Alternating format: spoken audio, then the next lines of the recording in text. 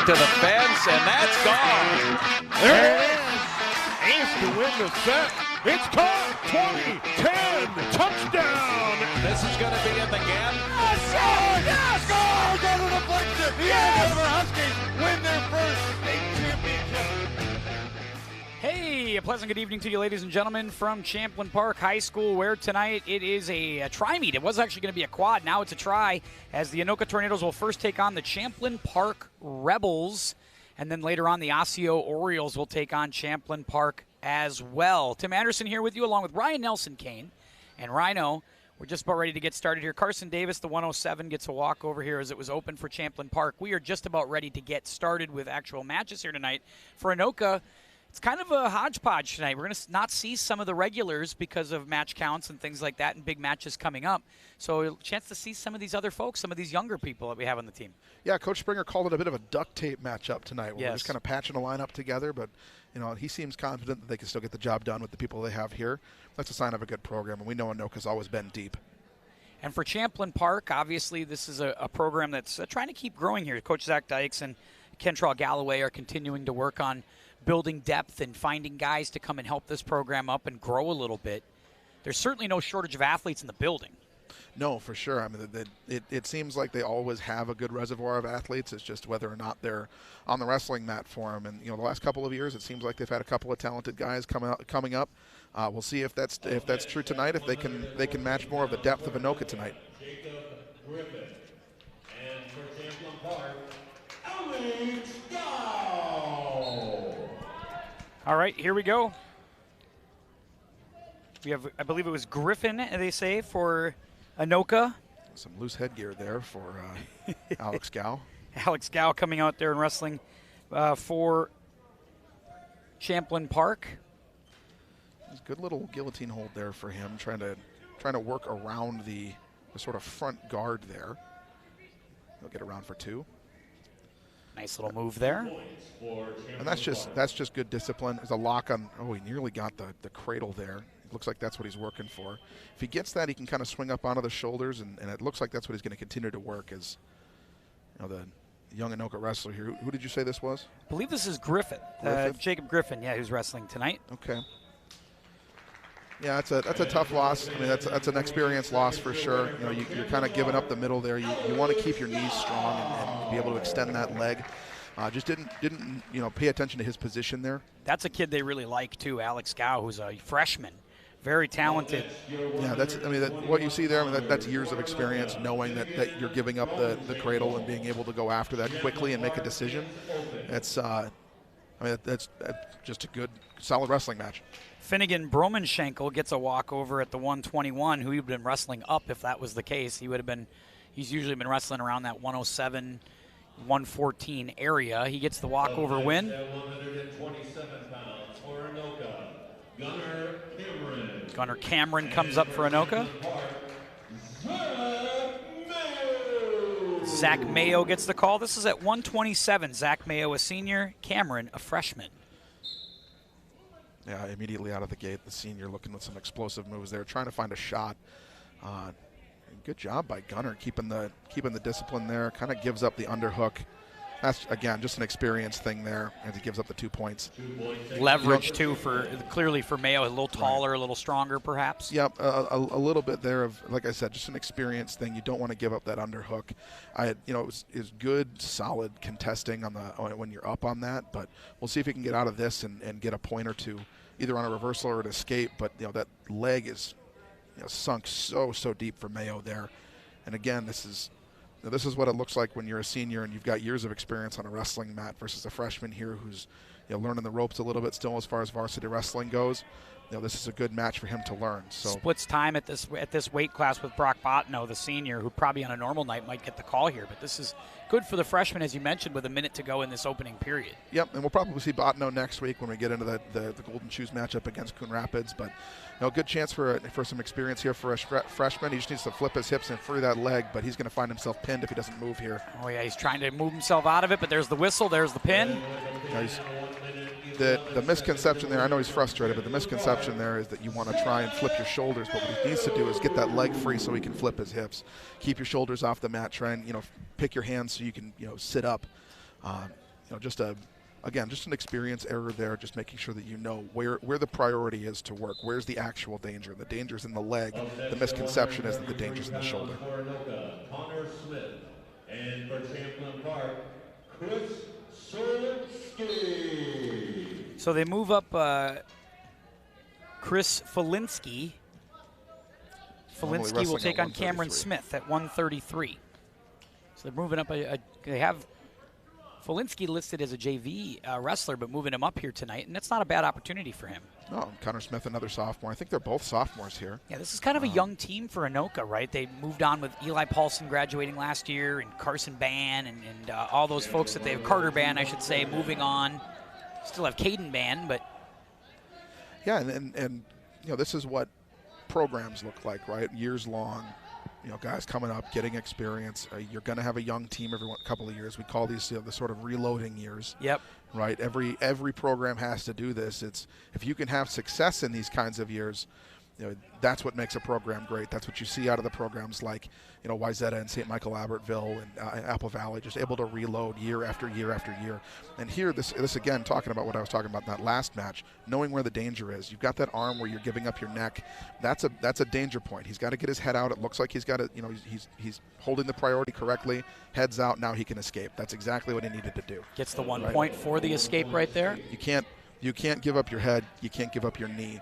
Those are leverage points that you don't have a whole lot of strength if they get pulled in. Well, he might be a little dinged here as well, so they're going to check him out a little bit as he didn't quite get back to the fighting stance there, the wrestling stance. Smith looks like he's a little bit, maybe took a shot there, and Coach Springer, and along with the trainer, going to come take a look here at Smith.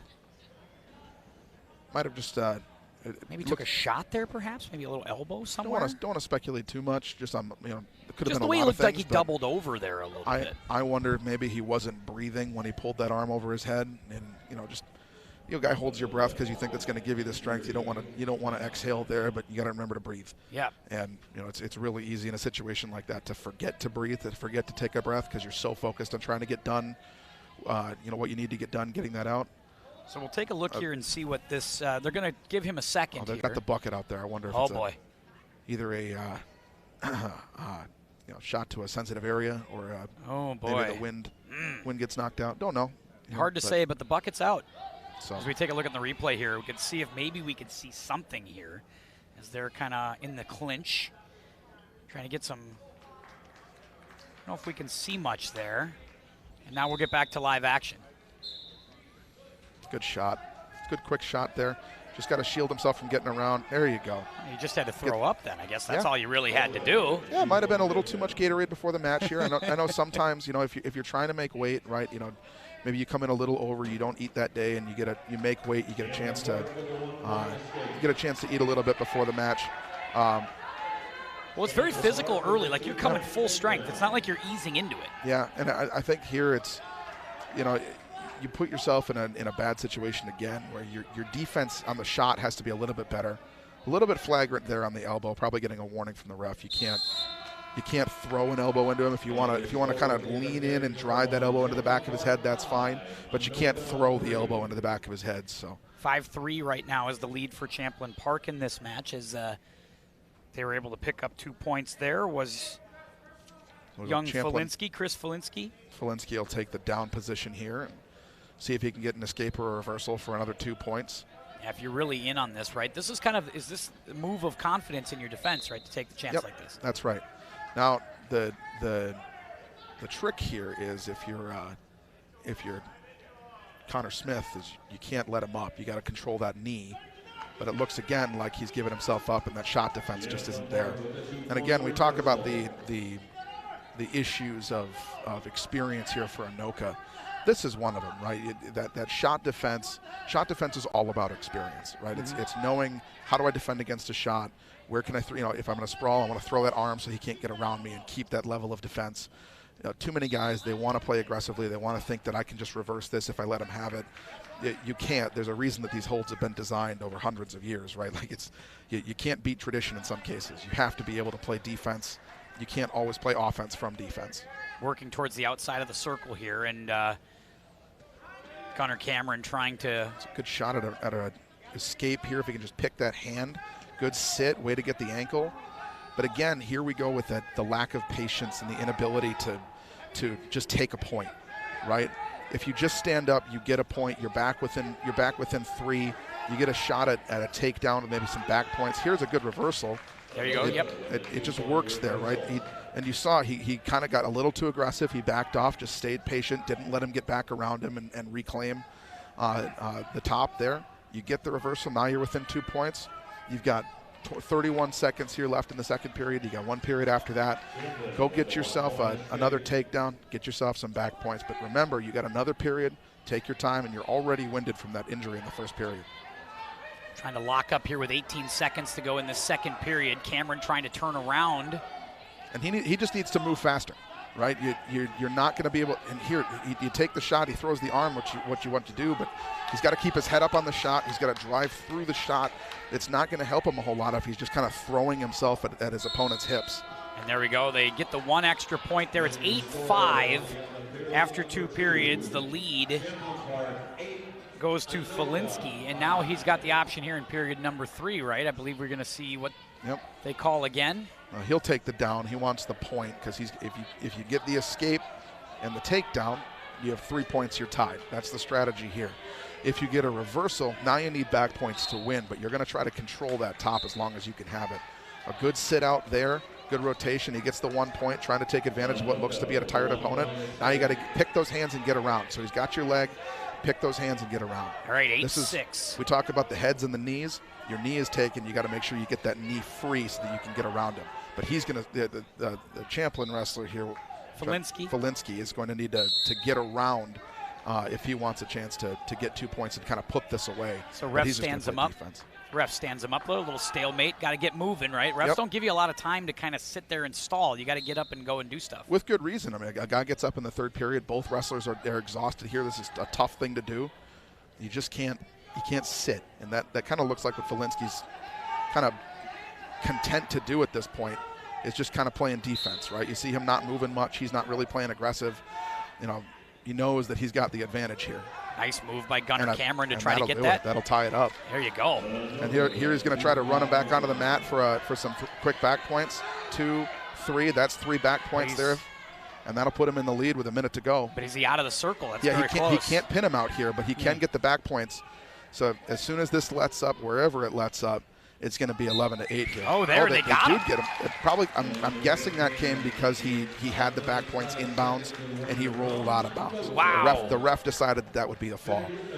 I would, if I were reffing that match, I probably wouldn't have called that a fall. I probably would have returned that to the middle and granted the 3 back points. But that's probably what the ref decided. Take another look at that right there, and it's kind of teetering on the edge of that boundary, right? Ryan? That's kind of the line. And the rule is if you start outside, you can get back points, but you can't pin. You move it back to the middle. There, it looked like part of him was still in the circle, so I'm wondering if maybe they granted the points there. Great win there for Gunnar Cameron coming from behind. Kind of a comeback there. That was good. Here's Caden Ban. Matt Mayo and Caden Ban at 139. Couple of sophomores here. Yeah, of course, the band name is very familiar to you. There's many bands that have been wrestling here at Anoka for quite some time. Kind of a family tradition at this point. Yeah, I had Carson Band in classes here, and he plays football, and he's the only real non-wrestler of the band group. A good pick of the knee there. Just got to try and get around, keep your feet. You're going to try and swing your opponent's hips there and take those 2 points. Now they're both out of the circle. That'll get the call, get them back in here. And there we go. He'll give the 2 points for the takedown because it happened on the way out. And we'll start with Champlin on the bottom there with Matt Mayo. 1-3-5 here, just underway in the first period of this match. It's 18-12 Anoka in the overall on 2 opens and a pin. A good escape there, Mr. Mayo. Good ankle pick there, but you got to cinch it. This is what I talk about. You can't just kind of throw yourself at the appendages. You can't throw yourself at the hips. You got to get the pick, you got to sink it, and you got to pull it in. You got to eat it up. If you're just relying on your hand strength, you're going to lose that fight every time. Caden Ban. Good underhook there on the right hand there for Mr. Ban. Mayo's got to make sure that he doesn't give up that outside hip. And then we're going to end up coming back to the middle here, I think. so far you kind of like some of the young options from Champlin Park, right? Between Gao and now you're getting a look at Mayo. Yeah, it feels like we're kind of seeing some young rivalries that might develop over the next couple of years. These two teams are going to wrestle quite a bit as we move back to the center again. It seems both of these wrestlers are content to wrestle around the outside. Anoka, of course, coached by Todd Springer, having another just very quality year, and seems to always be enjoying it. Every time I talk to Coach Springer, whether it's in the hallways or before a meet, like this is just what it's all about. Loves this stuff. It's like a warning there for Champlin Park for stalling. Fist in the air there. And of course, we'll get the 2 points there for the reversal on the shot. Ban looking a little bit tired here in this period. He's been very active since the beginning. He's attempted a bunch of takedowns, and he's going to go in points down on this at the end of this period here. Just he's got to catch his breath a little bit. Yeah, just not as busy these last 15-20 seconds for sure. Definitely take a second. Looked a little winded as they stood up, coming back to the middle of the mat after that second time to getting checked, but. You got to stay in it. I'd like to see him use a few less knee and ankle picks here. Go for a true takedown. It looks like Mayo's expecting that a little bit here. You can't keep throwing the same move out there and expecting a different result. You got to give yourself an opportunity to score. And you're really just looking at the body language too. That kind of gave it away that he looked a little gassed there. Now he'll go again from the up here, and Mayo will start down on period number 2. And that's part of the danger of being the more aggressive wrestler is if you can't score, you're going to open yourself up to opportunities for your opponent to score late because you are going to be winded because you're the one that's playing aggressively. Where Mayo has apparently great defense here. He looks really good doing this. I'd like to see a little bit more tempered aggression out of Ban here. But again, we talk about experience, and that's one of the things you learned from years in wrestling. They call a stalemate there as Caden Ban was draped all over Mayo, and Mayo was just content to let him ride for a little while. We start back again in the down position. Second period, minute 34. And does that look like he just let him up right there, huh? So that was kind of a strategy. Yep, that's a strategy part of it here where he wants to. He has a warning for a stalemate. He has a warning for stalling. And if he's not going to wrestle, you want to make that as obvious as possible. So you throw the escape there. You think maybe I can get a point if he's not going to wrestle me. And then you try for takedowns. But it looks like, again, Ban coming out being the aggressive wrestler. He's going to try and get that back like he did going out of the circle there, but you just got to do it sooner. So clearly Ban wants to wrestle, straight up here, and go for the takedown himself. He doesn't want to come from this down position. Wanted this up street, these kind of head-to-head kind of matchups. Yep. Mayo doing a good job of leaning that hip into his shoulder on this. It's a good way to turn that sprawl into a takedown if you can break that grip a little bit. But again, we've got yet another stalemate. Neither of these guys really doing a whole lot to move around each other right now. But, Mayo kind of conserving himself. He knows he's got 47 seconds here in the second. You've got another period after that. You're only up 1. I'm doing a lot of head slapping right now between these two guys. Yeah, that's a bit of a tactic just to see if you can rattle a cage, maybe get a little frustrated. A little bit. You don't want to give up the head, and it's always irritating to keep getting smacked on the top of the head. It's not fun. It's not fun. No, you're absolutely right. There's two more points there, and again, patience paying off for Mayo here. Yeah, he's content to play this kind of lower scoring match, it seems like, right? He doesn't need to get into this takedown fest with Ban, just trying to and we talk maybe about frustrate him too a little, right? We've talked about some patience here early, right? In these matches, especially with younger wrestlers. Patience is key for these kids. And I think that one of the things that you're seeing here is you have just a couple of guys who one is willing to be patient, one wants to be more aggressive. The patient wrestler is going to be the one that wins because he's not the one that's getting tired. Right. The Ban's going to get tired, and you can tell even in his body language now. His hands are on his knees. He's exhausted. Yeah, he seems gassed. Yeah, because he's so aggressive early. He wanted to end that early. Mayo's so good defensively, so strong defensively. He's patient. He's not forcing an issue. He's taking what Ban gives him. You go into this third round, and you kind of expect that this is where Mayo's going to hit the gas and dominate a little bit. 6-3 Mayo, third period. We have a minute and 48. It's running right there on the screen. And here you go. You see him wrenching that right arm of Mr. Ban there, Caden Ban. Just gonna try and run that around if he can get a grip, but it looks like he's letting it go.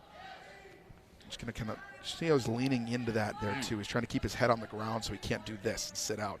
He's got the arm. He's got his arm around his waist there. Just make sure you can keep control. Don't let him up. Lean into him if he tries to sit out. Chase him. You've got the leading points here. Don't give him the escape. Now you need that Gunnar Cameron type comeback right now if you're Caden Ban. Look for a little bit. Now you can't let him pick, and here comes a little danger there. Danger warning on the shoulder. Looks like he grabbed the. So he was wrenching the shoulder a little bit. Get a quick. We'll come back to the middle and we'll get Caden down in the down position again. Caden looking over, maybe getting a quick word from Coach Springer. And look how much he's sucking wind there, right? Yeah. Like he's just so gassed. You don't know, even if he rushes for an escape, we've got about a minute left. You don't know if he has the time to run for a takedown. Right.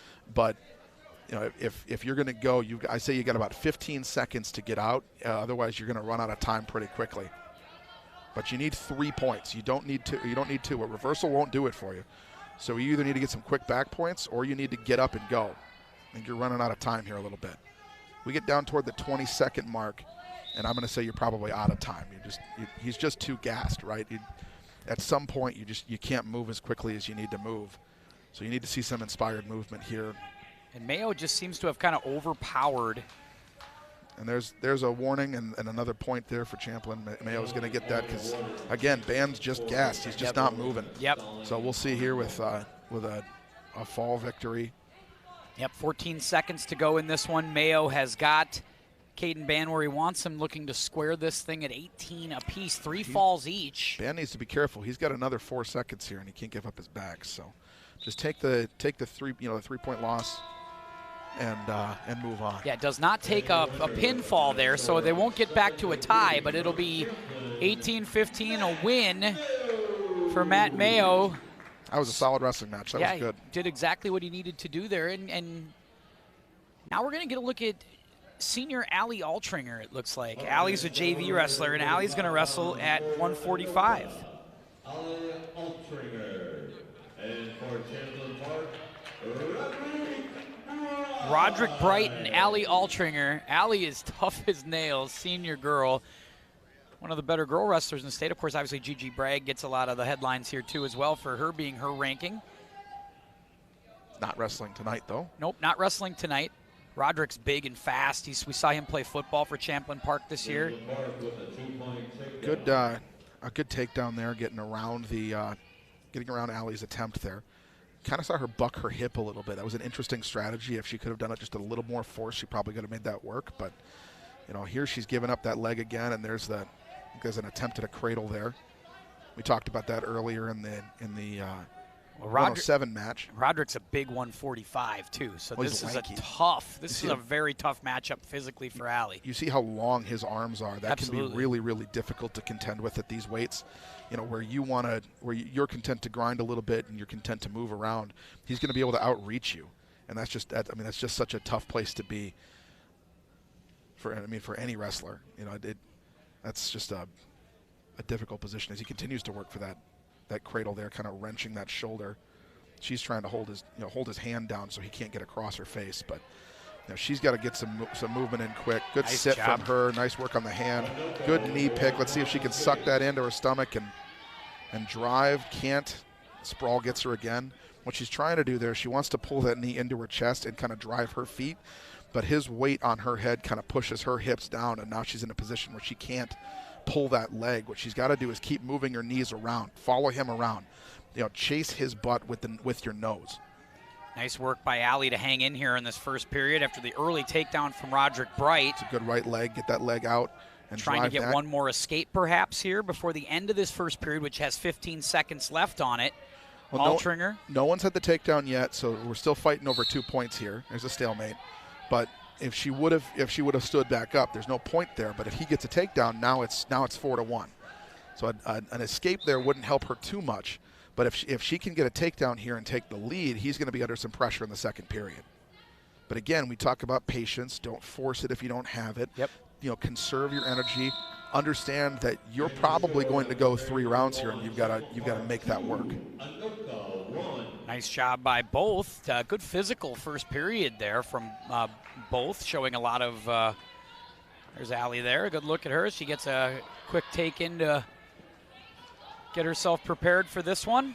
Both have some power here that they can use, but I think that Wright's length is what's going to, be his advantage here. He just seems to have a length advantage on Ali. Ali tried for the takedown that time after sitting up, and then finally Wright takes over that one, gets the 2 points. It's 4-1.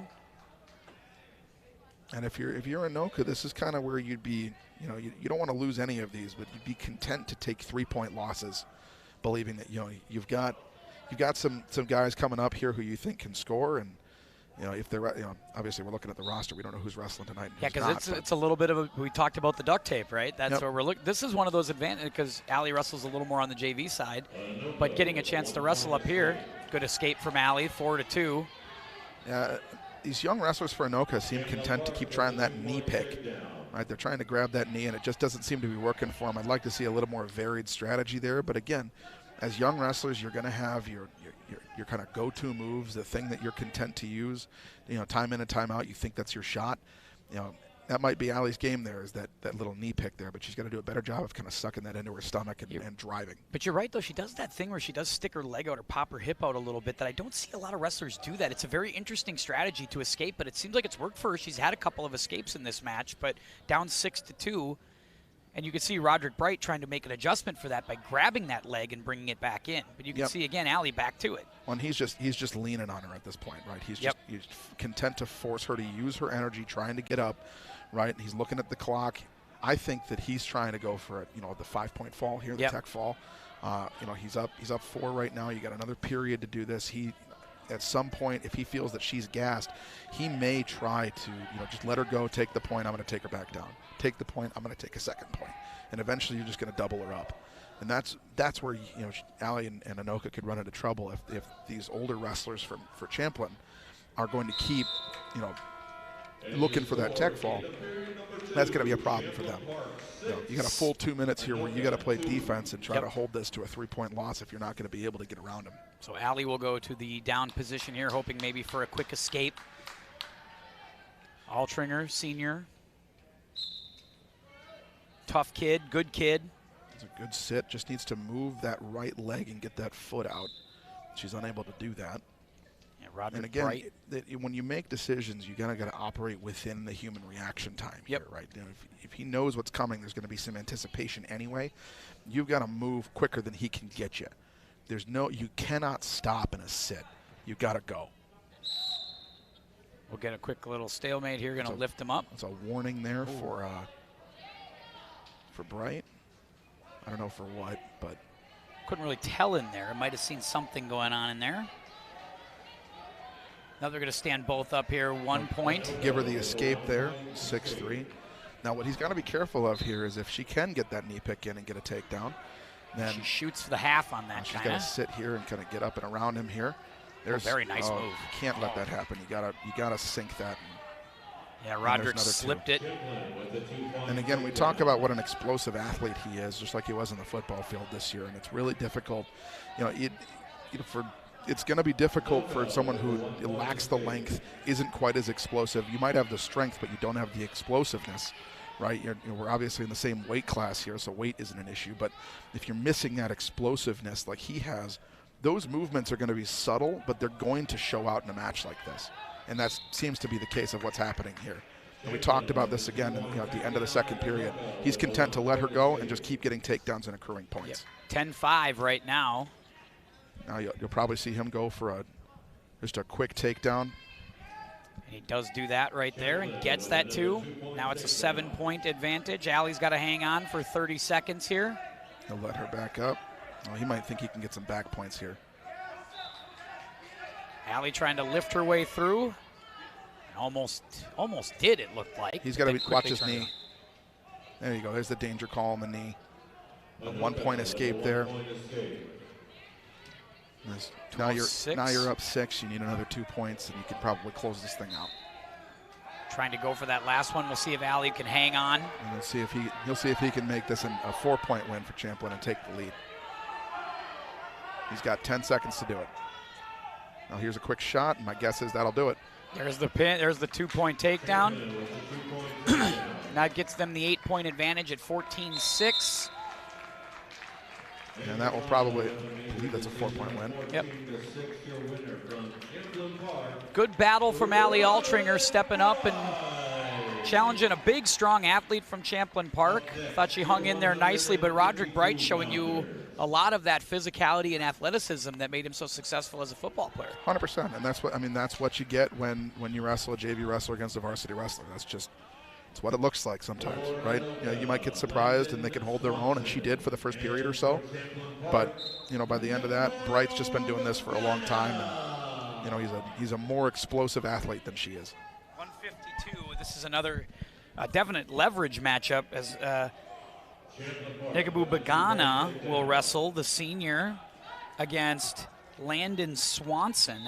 Landon Swanson also sometimes wrestles. He's a freshman at 145, but now stepping up wrestling at 152. Yeah, and you saw the immediate takedown there by Bagana, and again, this is just another match where you wonder if the Anoka wrestler is just a little overmatched, and we talk about the duct tape lineup here and if they're going to be able to survive this match. And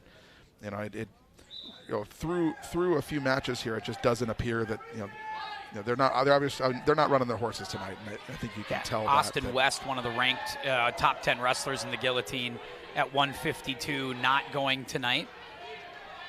And this would be his traditional spot. Garrett Whittick, same thing. He would have been in his traditional spot where Altringer wrestled. And this is what you deal with when you've got match counts going on, yep. Right? When you have to wrestle some big matches in a week that guys aren't going to wrestle. You got to understand that you're not going to win every time, and as a team, sticking around that and staying patient, knowing that you're not going to win some matches. And unfortunately, if you're Champlin Park, you're not getting the best shot here from Anoka. But this is good for everybody, though. I think, for sure. Right? This is the stuff that I think Coach Springer likes. Yeah. I think he likes getting his younger wrestlers in, like a Landon Swanson as a freshman to wrestle a match like this against Bagana, a big senior. Bagana's got to kind of scoop his head into half Nelson there. He's got to sink his hips. He just seems content, just kind of hold him on his back.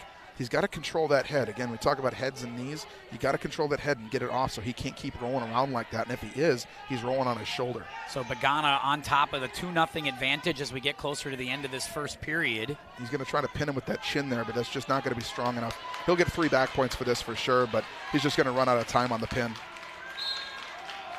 Yep, he gets those.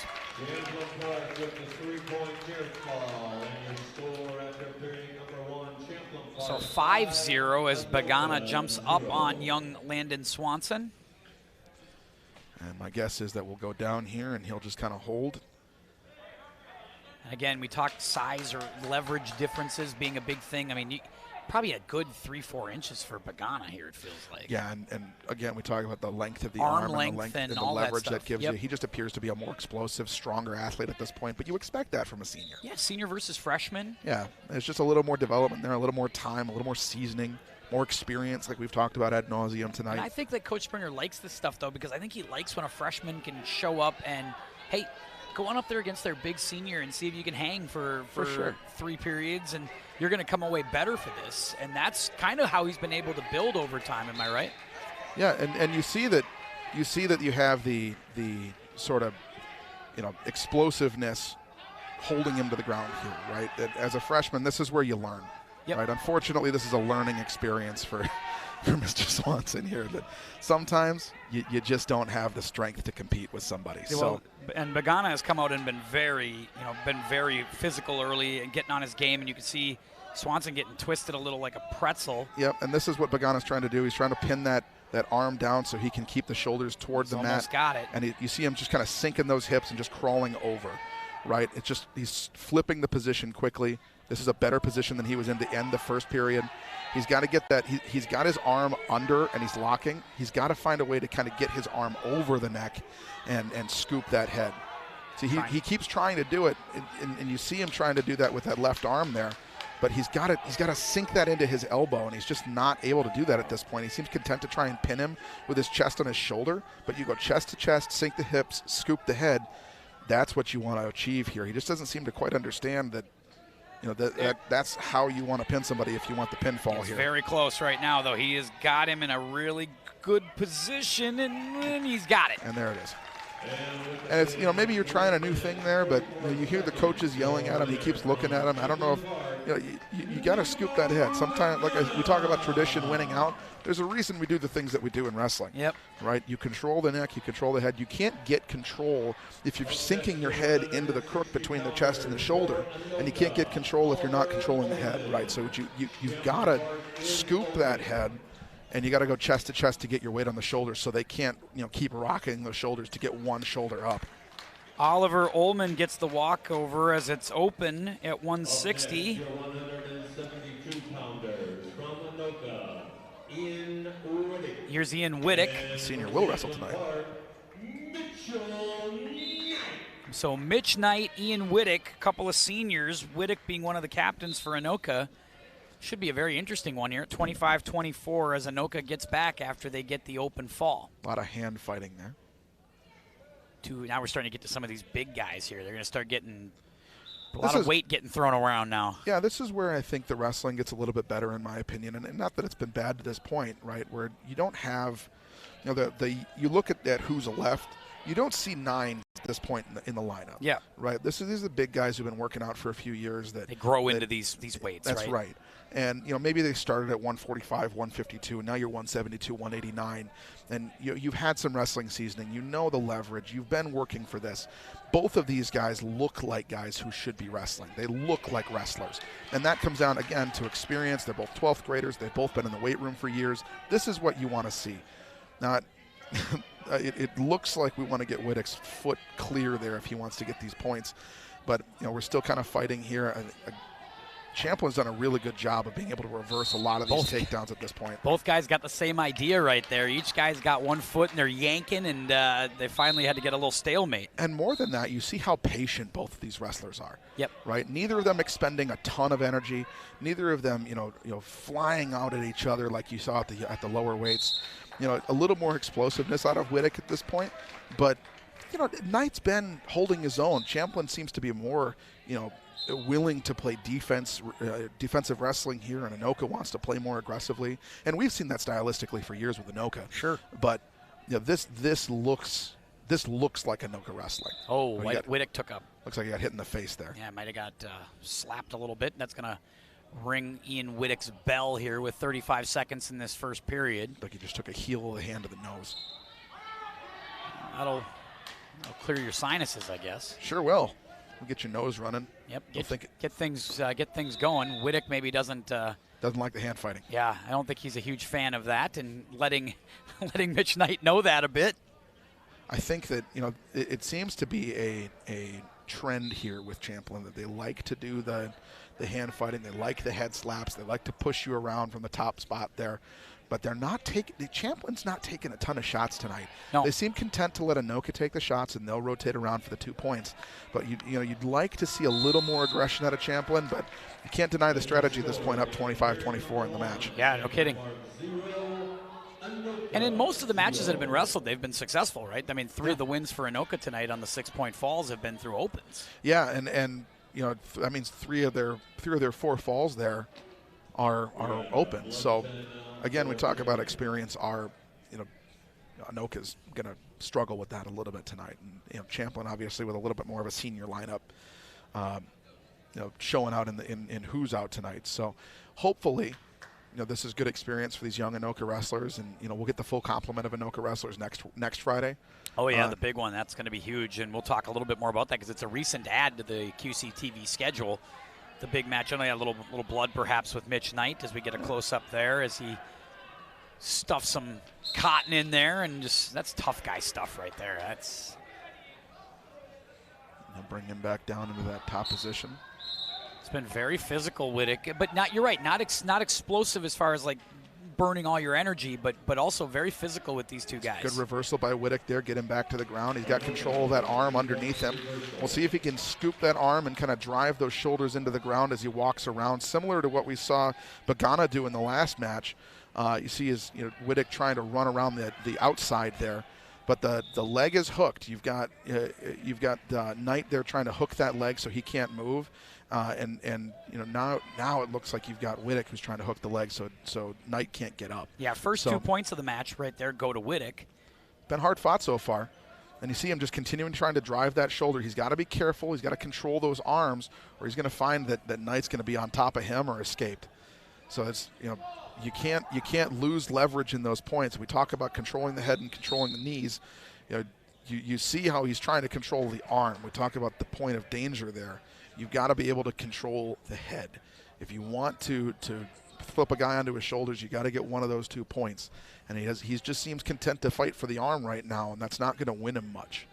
And a quick maybe a blood spatter stoppage here as maybe he had Mitch Knight looked like he had about enough of the cotton swab in the nose, and so they're going to go make sure they clean up the mat here and get this taken care of. It is the cold and flu season after all. Sure is. I can't say I'd be too fond of having something up my nose right now. I wouldn't feel good about it, no question about it. I never do, but I wouldn't feel good about it right now anyway. Yeah, again, Anoka just seems to content to, when they get on top, there just doesn't seem to be a whole lot of sense of urgency. And you've got free legs, you've got his arm. You'd like to see him kind of wrench that arm and walk around the head to flip the whole body over. But he's just seems content to hold the back hip there and not really sure what his plan is at this moment. Maybe waiting for a chance to maybe, I don't know.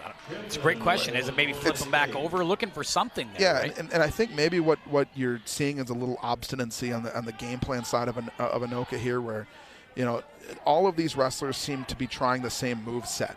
Yeah. Right. They all seem to be working on the same things over and over again, and maybe that's just a function of their youth. But this is a senior, and you'd like to see a little more wrestling creativity out of him here. Like to see a little more explosiveness. He just doesn't seem to be, 100% focused on this right now, and I wonder if it's maybe a little frustration from the breaks that we've had or the way that Knight is wrestling. He just seems to be a little annoyed by it.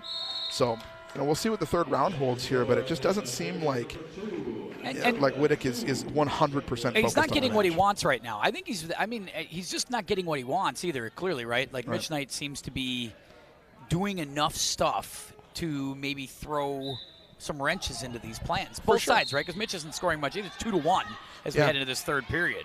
And here, if Mitch can get an escape here and tie this up, you kind of got to wonder how much more does Whit have in the tank. Can he defend against a takedown attempt? If he tries a takedown, can he stop the reversal attempt like we've known Champlin wants to do all night tonight? And there's the escape. You got a minute 35 left to try and score some points. It's going to be a very interesting minute 30 here with these two guys. And the more aggressive wrestler at this point has a disadvantage because you've been so aggressive throughout the match. And again, we talk about the patience of these Champlin wrestlers. I think Whit has put himself in a difficult position. See who can get the next takedown. Obviously, as we come up on a minute to go, next takedown might just win this thing. We'll take a look and see what happens. You're right, both guys in great shape. Obviously, they just look ripped from up here. Whit trying to get control of Knight. Knight trying to do the same thing as they're both standing up like two bulls pushing each other, trying to find an opening. Yeah, and again, this is where you talk about seeing the exhaustion a little bit. You'd like to see someone take a shot. Both these guys, a little worn, a little tired, but whoever has that last little burst is going to be the one that ends up winning this match. Right now, it looks like, Knight's the one kind of controlling the action. If he can get a shot, an ankle pick, a knee pick, he might have a shot at winning this thing. I think that you get down to 30, 25 seconds, you're going to see someone take a shot, and that's where the points are going to. That's what I was going to say is when does somebody make a move, right? Is it at the 20-second mark? Because you obviously don't want to leave a lot of time. And again, both sides just two. That's the 25-second mark. Both guys just content to throw each other back and forth, and they're out of the circle. We'll get 18 seconds. We'll start it back over, Ryan. I think if you're going to try to take a shot here, I think it's got to be now, within the next 10 seconds. You cannot let, you can't struggle for the next 15. You got to take a shot. Yeah, both sides are playing just very physical stand-up here. Neither guy's been able to do something. There's a shot. Good job by Whit. And Whit takes him down. And there it is. That's a big move by Ian Whit. And he'll take the match on that one. Yeah, just a mistake by Knight. I mean, he went for his shot, stood up a little too slowly. The gas showing a little bit there. Whit doing a great job to follow that up with a really good shot. Well, Knight went for that shot. He took his shot, and Whit kind of sidestepped it, pulled the chair out a bit, and then once he had that, he had the advantage. 100%. Just a great wrestling match from Ian Whit there. That easily could have gone the other way for him. Royal Dixon for Champlin Park and Luke Deshane at 189 getting set to come up. A couple of juniors. Maybe 182 on the screen, so that's what we're going to go with. They have them at 189 in the program, but at 182. These are another couple of football players. Comes another shot fest, it looks like, early. Yep. Dixon, big, strong kid. Also Deshane, big, strong kid. Deshane doing a good job controlling the head, then moving to the knee. Again, we talk about the two kind of critical points you want to control. He's held both of them, so if he can get that leg up, sweep back, 2 points. Nice job by Luke Deshane that time. Another captain here of this team. He's got that waist control. There's the 1 point. The hard part with trying to maintain waist control as they're standing up is you're almost always going to lose that fight if they can get their hips away from you. But he seems content to keep trying to take shots. See what he's doing. Everybody else has tried that knee pick, and they weren't able to kind of swing that leg into their stomach. Yep. Deshane's doing a really, really good job of sucking that knee in, pulling it up, kind of standing up, and trying to use that leverage to swing Dixon around here. And that's working because he's up 4-1 here in this first period. And that's going to be the strategy for him, right? Is you start to talk about, tech falls and what this can look like in doubling guys up. Deshane looks like he's got this under control right now. He looks the more physical. He looks the stronger wrestler right now. He's kind of controlling the top. He's got to be careful not to get too aggressive, and he may decide at some point here that he wants to get some back points, get a lead, and then let him up and keep trying to get those takedowns the same way we saw Bagana do that. No kidding. Good job by Luke Deshane here as we got 40 seconds to go in the first period. See the way he kind of flares his chest up and pushes his hips down.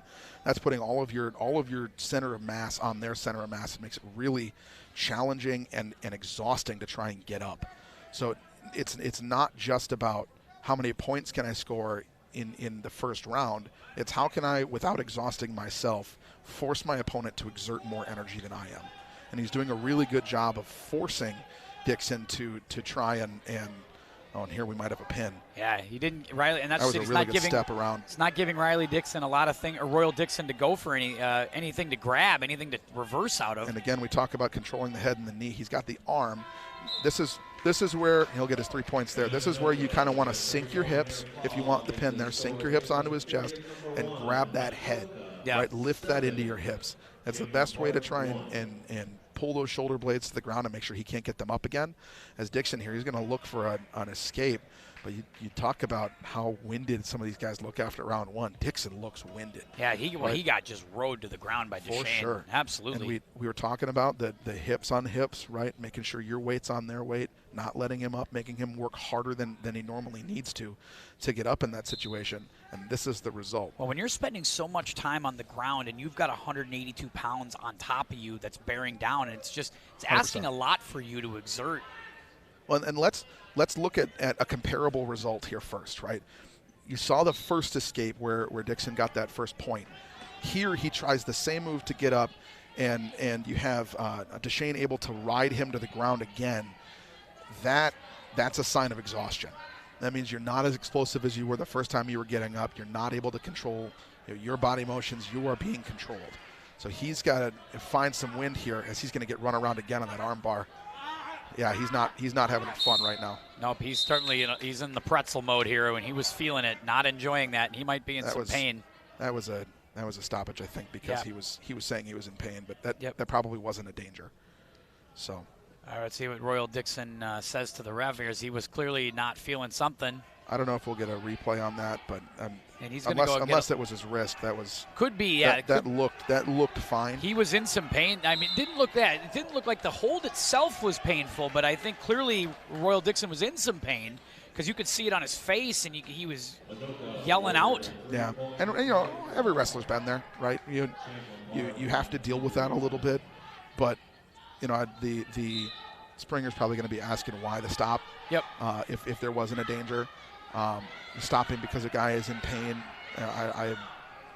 It's probably the compassionate thing to do. I think they gave the 3 points there too, so it's 10-1 is what's on the board right now. Yeah, I'm not sure what the flashing B is there, but it might be just the time, or it could be just a timeout that they're using. Blood time. You're right. Oh yeah, that's my bad.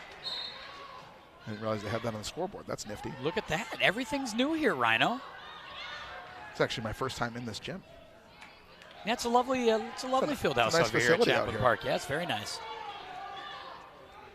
And here we go again. I mean, it's just getting controlled on the ground, and they're going to get sent back to the center here in just a second. But just being controlled on the ground and, not able to make anything happen right now. And, if we can, you've got a whole other period of this.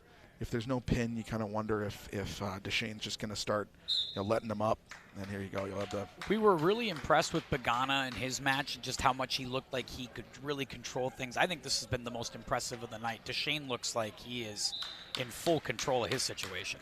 Yeah, and it starts from second one, right? Yep. And it's nothing against Dixon here. It's just a tough matchup, right?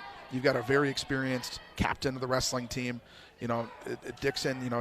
They're gonna give Dixon a warning here for stalling, and that's a point there to Deshane, and they're probably gonna keep giving him those points if this looks like this for the rest of the way, because we've got a whole other period here. Well, we do over there. It's the JV wrestling match. You're right over there. You're right. See, that's what we were talking about. And here we go. Maybe this might be a point where Deshane decides to put him out of his misery a little bit. He's not having fun in this match. Yeah, this has been a tough one. And Deshane has done just phenomenal stuff here. For sure. This was a really good match from Deshane. This is one that Dixon's going to want to learn from. Yep. This is a difficult match. It's not a fun match to get thrown around like that. Nope. You spend the entire match getting your face ground into the mat. Yep. That's not fun. So, hopefully he can bounce back and learn something from that. But that's just what happens when you're up against a more experienced wrestler, even at the same age, right? That's we talk about what experience looks like. That's what it looks like right there. It's just somebody who's been wrestling for years and years and years, versus a pretty good athlete, I think. Yeah, absolutely. Who looks athletic. He had some explosive there. Just a tough match. Now we got Brandon Finley, the 215 or 195 they're wrestling at tonight. 195, it's Berglin and Finley. Max Berglin taking on Brandon Finley. Finley a sophomore, Berglin a junior. And again, you see the explosiveness of the Anoka wrestlers at this level of the match count, right? The older wrestlers, the ones who have been in the weight room, the ones who look really athletic on that Anoka side, those are your heavier weight guys that usually traditionally you get up to this weight and you start to say, okay, well, are they just big guys or are they real athletes? And you can see from Deshane and Berglin, these are some real athletes, and this is where you're going to have the anchor of that Anoka match. Yeah, really, when they get to that 145 line, traditionally they're pretty darn strong. You're looking at a pin here. Yeah, right there, a quick pin, and that'll do. And that gets it up to 39-25 overall. All but basically cinching things here for the Tornadoes. They got things going in the back half of this match. Yeah, that's a 14-point win, or a 14-point difference there, and just not enough wrestlers there to make up the difference. So Anoka's going to win the duel. Here's the 285s, although that's what they're listed at. But I think maybe we're a spot behind on an open or something here. Could be. These guys are 285. Here's Isaiah Wright and Michael Chamberlain. Yeah, they must be missing a spot on the thing. But so these are, because no question, Isaiah Wright is a big dude. Yeah, that guy's not 220. I don't know what to tell you. See the size of his legs. That guy's got tree trunks for legs. That is not 220. A couple of big, strong kids. Michael Chamberlain, a junior. Senior for Isaiah Wright. This is kind of a different Anoka team. Like last year when we saw them, they were so strong at the early weights with Paulson and all those guys. And it was their middle weights, right? Yeah. You got from 127 to like 172 was just gamer after gamer after gamer. And now it feels like it's almost flipped the other way, where it's 145 on, and they seem to be much stronger. And that's honestly a more traditional construction for a wrestling roster, where you get to this weight, you want to be able to count on these guys. That your senior wrestlers, your heavy wrestlers are the ones that you can count on to get you 5-6 points in a duel. So your team can win these things. You have the kind of coin flip matches all the way through 107 to 160. You get to 172 to 285. These are your must wins then. Yep. Right. And if you have your best wrestlers there, that if you have a chip, chair, and a chance through the first 6, 7, 8 matches. Now you have a shot to win it almost every time if you go in there with these heavyweights that can win a match, and really here a true heavyweight matchup. These guys doing a lot of the upper body fighting, the leans, and I imagine you'll probably see if somebody gets a takedown, it'll be a little less scrambly than it's been in other in other weight classes. Yeah, we got here. 25 seconds in this period. We have no score yet. I'm not sure anybody has been on the ground yet here in this opening 2 minutes. Yeah, there's an old wrestling joke from when I was wrestling light heavyweight and heavyweight that, you know, you get on the ground, that's the end of the match. Whoever ends up on top wins. That's there's only been a couple of guys I've seen that have, you know, kind of bucked that trend a little bit. But you get up into this weight, you know, where guys can get upwards of, you know, 300 pounds. You know, it's a tough place to wrestle. It's certainly a tough place to get off your back. 3 seconds, now 2 seconds, and that'll do it for the first period of this heavyweight matchup. As both Wright and Chamberlain kind of battle it out to a draw in that first period. We're going to see how the second period goes. When somebody has to go to the ground, it's going to be Chamberlain. Yeah, I think that you know, if we're scoring this like a boxing fight, you know, obviously there's no actual points scored here so far. So just watching the match, Wright looks a bit like a stronger wrestler at this minute. You know, and obviously I think that nice job Chamberlain a little more explosive maybe, but you know. That was explosive. Yeah, hand-to-hand combat, you can see the strength that Wright has. You know, you just wonder if, you know, a little slimmer, a little smaller, a little younger, Chamberlain's going to have some more explosion to him there. The way he sat up and then immediately did the throw right there, the takedown. It was almost like he was shot out of a cannon all of a sudden. Well, and we talk about, you know, how if you're going to sit out on an escape, you have to be fast. Right, especially at these heavier weights, if they can get their weight on you, it's going to be really difficult to get out. Like here, I don't think that Wright has a great shot to sit out because of where Chamberlain's positioned himself, right? So he's got to do it like a pure stand-up and rely on his strength, where I think he's the stronger wrestler, right?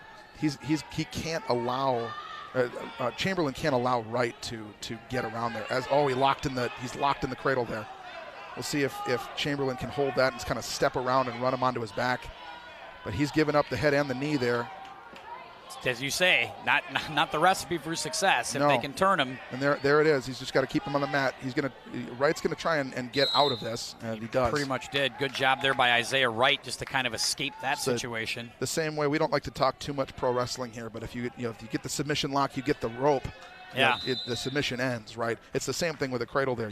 The risk you run as the person running the cradle is you can't allow him to get out of the ring. You need to pull him back to the center. When you're in that position somehow, your goal is just we got to get to the outside here as fast as we possibly can. He's got it sunk in deep. I just kind of got to wriggle and don't give up your back. Mm-hmm. Right? It's survival at that point. Chamberlain again trying to get on top. Good roll. A tough spot there, though. He got stopped in the middle of the roll, kind of a high-risk, high-reward play there. We'll see if Chamberlain can kind of work his way back. He's got to sink those hips back onto his head. Oh, man, it's just a tough situation there for Wright. He tried a high-risk move, didn't work out.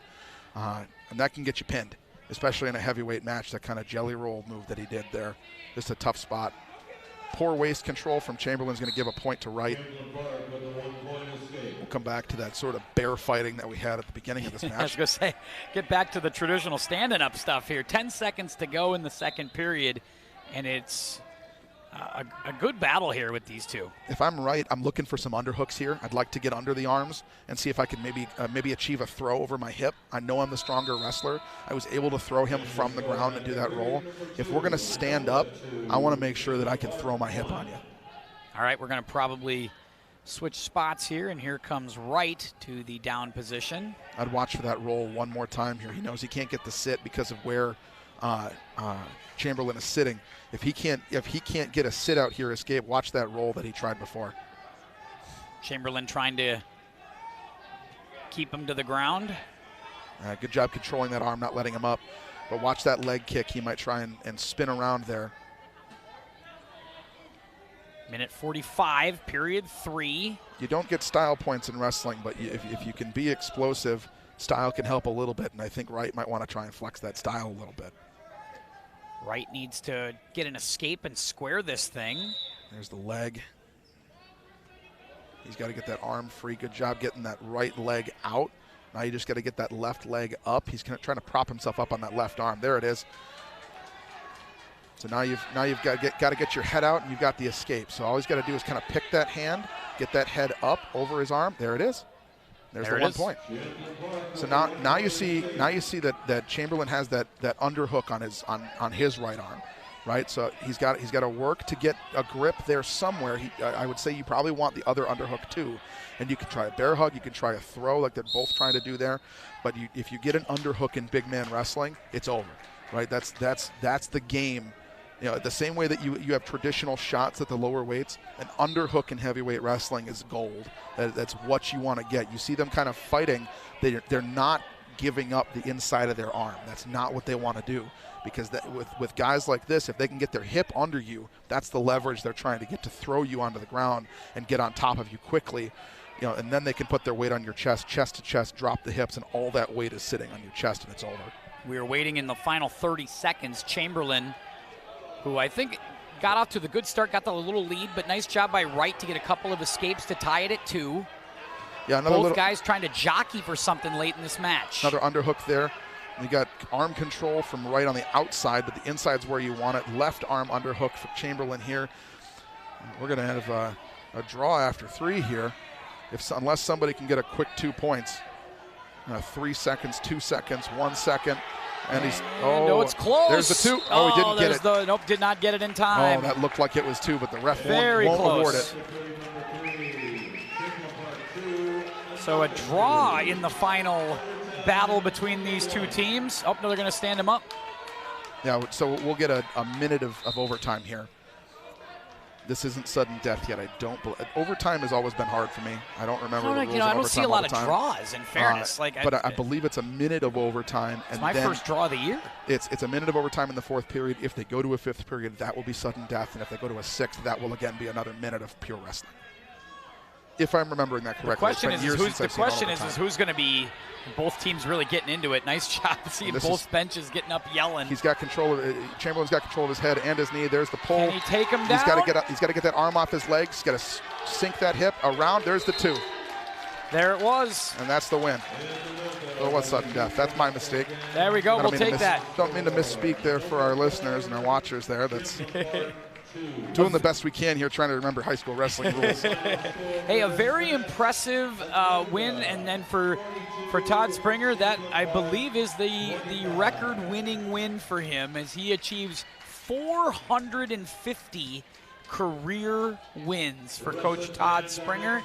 Now he's obviously going to give that a nice thumbs up to his fan section back there, which is great. And we'll talk more about that in just a second here. So congratulations to Coach Springer and the Anoka Tornadoes as they get the win here, 42-25. Maybe not the prettiest start, but a really nice finish for this Anoka team. And then we talk about the duct tape matchup a little bit, and you know that they didn't have all of their they didn't have their full complement tonight, but they were still able to get the job done. That's great work from them as a team, and nice work to pull it together for the coach. You're wrestling for a guy that you respect and you admire there. Obviously, he deserves all the respect and admiration with his career around here, and he's a titan in this school, so good for him. Absolutely, and we, of course, more Anoka wrestling next Friday as they go for the Golden Shoes, the annual battle against Coon Rapids, and we'll have a ton of stuff for that one as well. It should be a lot of fun. So congratulations to Coach Todd Springer and his 450th career win. You saw it here tonight on QCTV as the wrestlers hold him up at the end. Fantastic stuff to see at the end of that as you get a look at Coach Springer. We'll definitely talk to Coach Springer next week at the Golden Shoes matchup against Coon Rapids. I'm going to look forward to chatting with him about all of this and this great experience. Of course, he's going to have to worry about wrestling the rest of his team here tonight. We've got more wrestling action on QCTV tonight as Osseo will step in and take on the Rebels in our nightcap here. Ryan and I will be back soon for that one. Hope you stay with us on QCTV, and I hope you continue to enjoy the wrestling action. Till then, Ryan, Tim saying goodbye for now.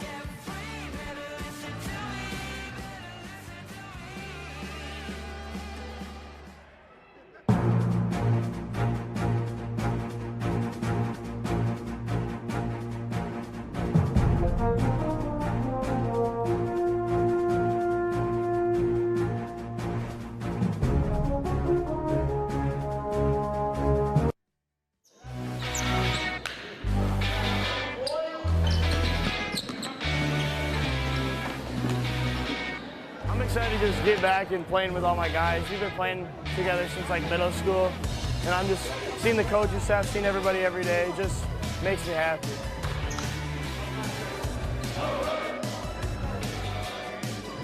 I think we hold each other accountable well. I think that's the biggest motivator for us. We don't want to let our team down. We want to play for each other, and I think that keeps us playing hard every day.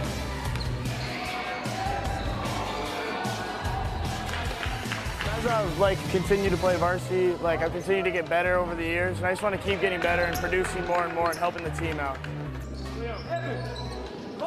So for myself, I know after these last 2 years, I've been climbing that 1,000-point leader club, so I'm trying to get into there along with Trey. And team-wise, I want to go to state. I think that's all of our goals here. Jesse Jefferson, all of our assistant coaches, so that's our main goal. Not quite about our goals this year. We have every intention of representing Section 7-4A at the state tournament. We took a couple beatings the last 2 years in the section tournament, but we're confident. We have some returning players. Our best players aren't 15 anymore, and we're ready to play.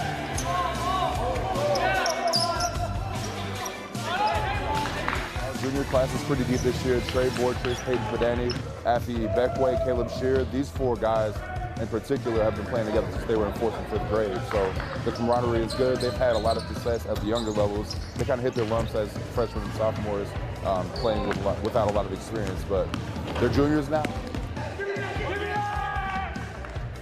I just feel like we're all so close with each other. I mean, me, Peyton, all the guys have been playing together, like I said, since middle school, and I feel like we just all are just connected so much.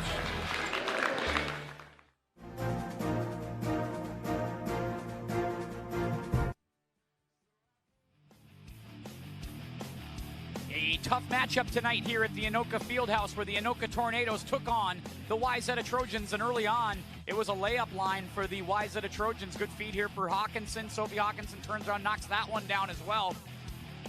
They get out to an early lead to the Trojans. Back come the Tornadoes as Lizzie Shoknek knocks down a big jump shot there, cuts that lead back to 4. The lead balloons back up to 11, 21-10, and then the Tornadoes kind of get going. Drew Peterson knocks down a jumper, then knocks down a 3. That'll get us pretty close to the half, 27-24. Trojans lead at the break. Second half, Lydia Lackinen comes out hot, tries to get things going for the Tornadoes. Katie Emelot, though, had the answer for the Wayzata Trojans. Turnaround jumper there, turnaround jumper that time after the made layup. Lackinen tries to answer on the other side. Lydia finished with 15 tonight, had a very good one. Big 3 from Hawkinson late, though. That was sort of the sealer as the Trojans came out in the second half and executed the offense brilliantly, getting tons of looks at the rim, a lot of made layups, a lot of second chance opportunities. And no matter what the Tornadoes tried to do, they just couldn't get much closer than 10, 11, 12 points. Finally, the lead ballooned up to 16, and that's where it stayed. Final score tonight, 60-44. The Wayzata Trojans beat the Tornadoes on QCTV.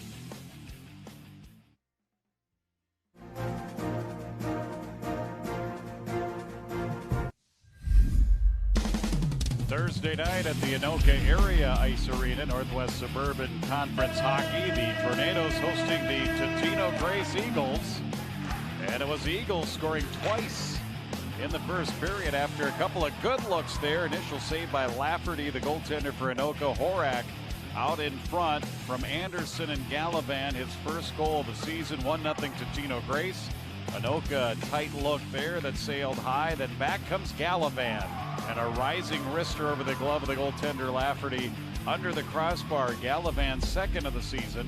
And it was 1-0 and 2-0 after the first period. 1 goal in the second period scored by Totino Grace. Anoka had a power play chance and collected a couple of opportunities on that power play, unable to break through to get a goal on the board. And then off a little bit of a scramble out front, loose puck in the high slot. Blake Anderson, another high wrist shot under the crossbar. His second goal of the season made it 3-0 Totino Grace entering the third period. Totino would score early in the third, inside of the first 2 minutes. Scramble from behind the net, comes out in front, bodies down. Lafferty tried to cover it up, and the puck came free. And Murad got his stick on it, able to play it into a mostly open net for his 5th goal of the season. That made it 4-0, and that would be our final in the game here tonight. A couple of penalties here, crashing in on the goaltender in the final seconds of the game.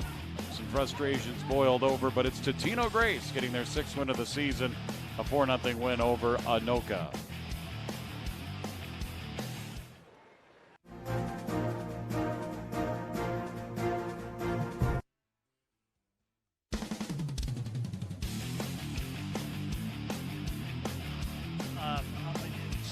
4A teams in different sections, but they both come in with some great. Inside feed, beautiful to Rowe, but Rowe gets swatted a bit by Bagali as it looked like he kind of altered the shot, and Fenton's going to get an open three on the other end and knock it down. The lead, nice move by Fretheim, and he takes it in on a beautiful little spin move. Drive to the paint, drive and kick. This is textbook ball right here, swish. Oh. In the back, now he's going to have to, whoa, that's stolen by Kopetsky, but he lost his balance. Didn't travel, there's numbers the other way. Can they finish this off in the corner for three? Got it. That's a big gift. Insanely hot right now. 12 points each on 4 threes. Kopetsky, the drive, and off the window. And still set the screen on Shaw. Logering's going to go through it and keep it and make it. First time we've even gotten close to that, but they get a rebound and a steal. Kopetsky's got it. He's running in the floor 1-on-3 and takes it all the way in. What a great. It's a welcome sight for Coach Leeser. He's thinking, well, where was that earlier? Sampson for three, got it. And he game. Fretheim up and under, beautiful. Gosh, that is so nice from Joey. And they lead by 4. Up and under, Crucianis thought about it. Now Logering from way downtown got it. That's a huge basket. With the Storm, they finish up strong tonight with a pretty balanced game. They get 30 in the first half, 31 in the second. They win it. Yeah, and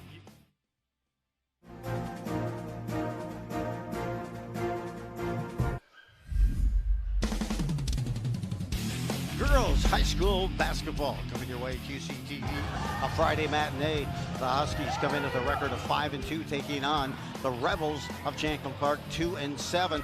Offensive board, cashing it back in. Miller had a double-double day on both rebounds and points all afternoon. Meanwhile, slicing it down the lane. Belangi picks up a couple on that drive. Beautiful move inside, great touch. Hagenbart, 2 of her 10 on the afternoon for the Rebels. Huskies had and jumped out to an early lead. Good hands, good turnover, forced the turnover, and Ellie Fields converts on the layup after forcing that turnover. Drive to the lane here, Frost. She was not cold at all. In fact, she was hot on the afternoon, and she had 17 total. There's 2 of her 17 before the half. The Huskies had a 44-29 lead at half. Coming back in again, Miller, more of the same. And then, of course, Voller stops on a dime and a little spin cycle move for 2 of her 18 on the afternoon. A look for 3. Yes, raining down to 3 for Cash that time. Annika Olsen picks up the trifecta, kicking it out back wide. Looking at a 3, Belangi cashes in on her own 3 beyond the perimeter. Huskies, and a good hustle here. Heppel all the way down, streaks down, delivers a dime to Miller, who converts. And the Huskies take home a convincing 82-49 win. All core 4 players, once again, Engelby, Miller, Frost, and Voller, all in double figures. Huskies win 82-49.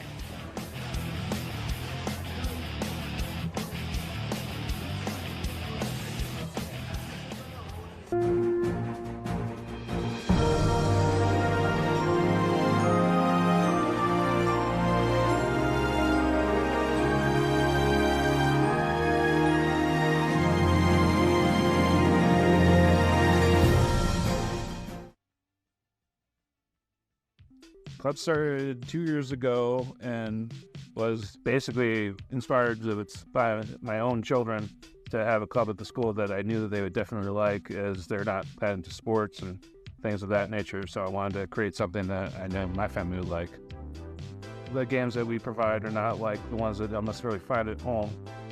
We don't do Monopoly or categories or things like that. We do Tiny Epic Dinosaurs and Hues and Clues and Snake Oil, which is what they're playing in the background right now, for the games, to kind of broaden the perspectives and show what else is out there, that there really is a game out there for everyone.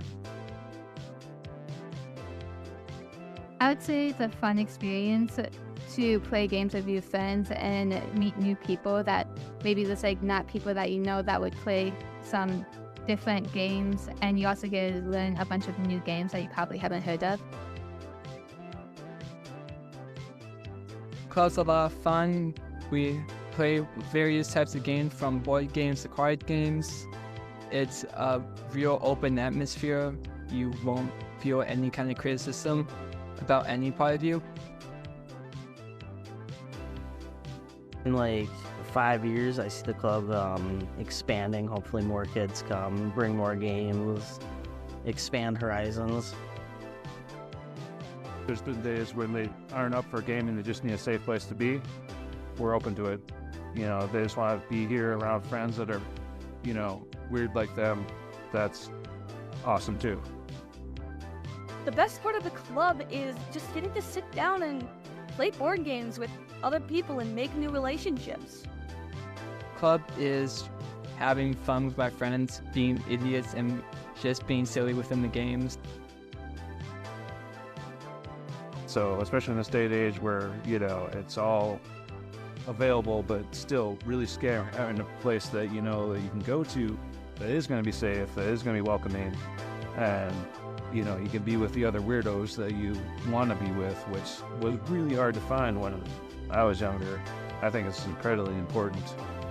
Well, I'm hoping with more people, so I'm hoping to get our word out more that such a place exists and that, you know, people can come and play games, and possibly, you know, in 5 years, maybe even create our own games based off of the games that we've been playing and stuff like that. Come and have fun. Like, that's really all there is. Come play games and have fun.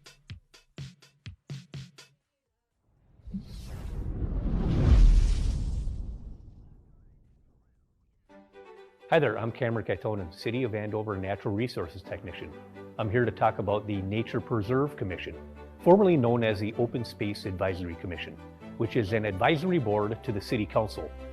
This group is primarily tasked with management and maintenance decisions of the 4 nature preserves in the City of Andover.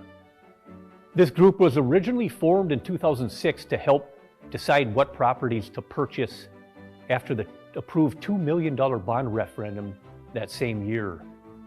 After that referendum went through, the group helped to decide on 4 preserves that were purchased. The group is also tasked with looking at potential funding options for potentially buying new land in the city. The group generally meets quarterly on the second Wednesday of the month at around 6 p.m. So beginning in November, December, we will be looking for new members to the group. There will be information in the November, December edition of the city newsletter, which will outline the application process and instructions for if you are interested in applying. So if you are interested in the outdoors, interested in being a part of the community and being working along with the city of Andover, and also would like to meet new people, this might be a great opportunity for you.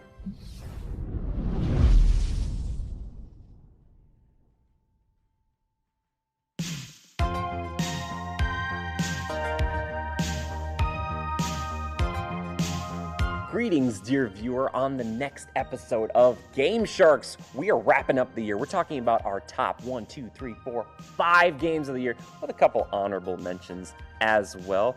We enjoyed this year so much. It was a stacked year. Everybody won when it came to gaming, and we hope that you'll join us for a lengthy discussion to wrap up this year. Until then, take care.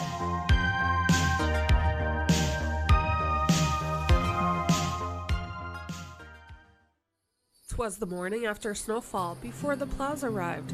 Not a person was out, they all stayed inside. The kids ran to the window, the dog almost trampled, filled with excitement because school was just canceled. They grabbed jackets and mittens and bolted outside. We must free the hydrant, they all cried. They shoveled 3 feet around and the hydrant was free, keeping snow at a good distance in case of emergency. Hi, this is Colth, Anoka County Ship, and I have a question for you. When was the last time you moved from your seat? Movement makes all the difference in living the healthiest life you can, especially if you're working from home or the office where you're probably sitting down all day. So whether it's getting up for a cup of coffee or walking over to check out the window, a little bit of movement can make a lot of difference for your health. So get up and get moving with Anoka County Ship every day at goanokacounty.org. Thanks.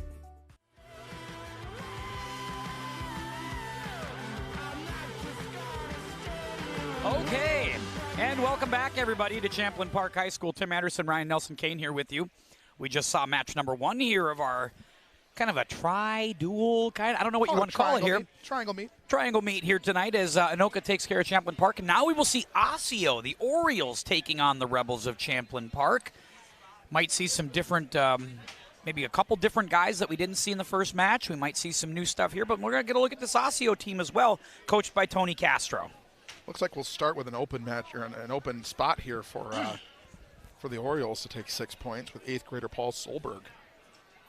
Yeah, they had this open on the main roster, but we'll see if they've changed that. Yeah. We've seen a couple of changes tonight on a few different places. So they're going to bring out... Yep, so they'll stay open, so they bring out Landon Emerson to get the varsity win. Landon Emerson is a young 7th grader. Oh, good for him. Yeah, cool. That's always fun. Hit the showers, young man. That's after that exhausting battle. I wonder if they'll bump Soberg and Selenas up to 14 and 21 here.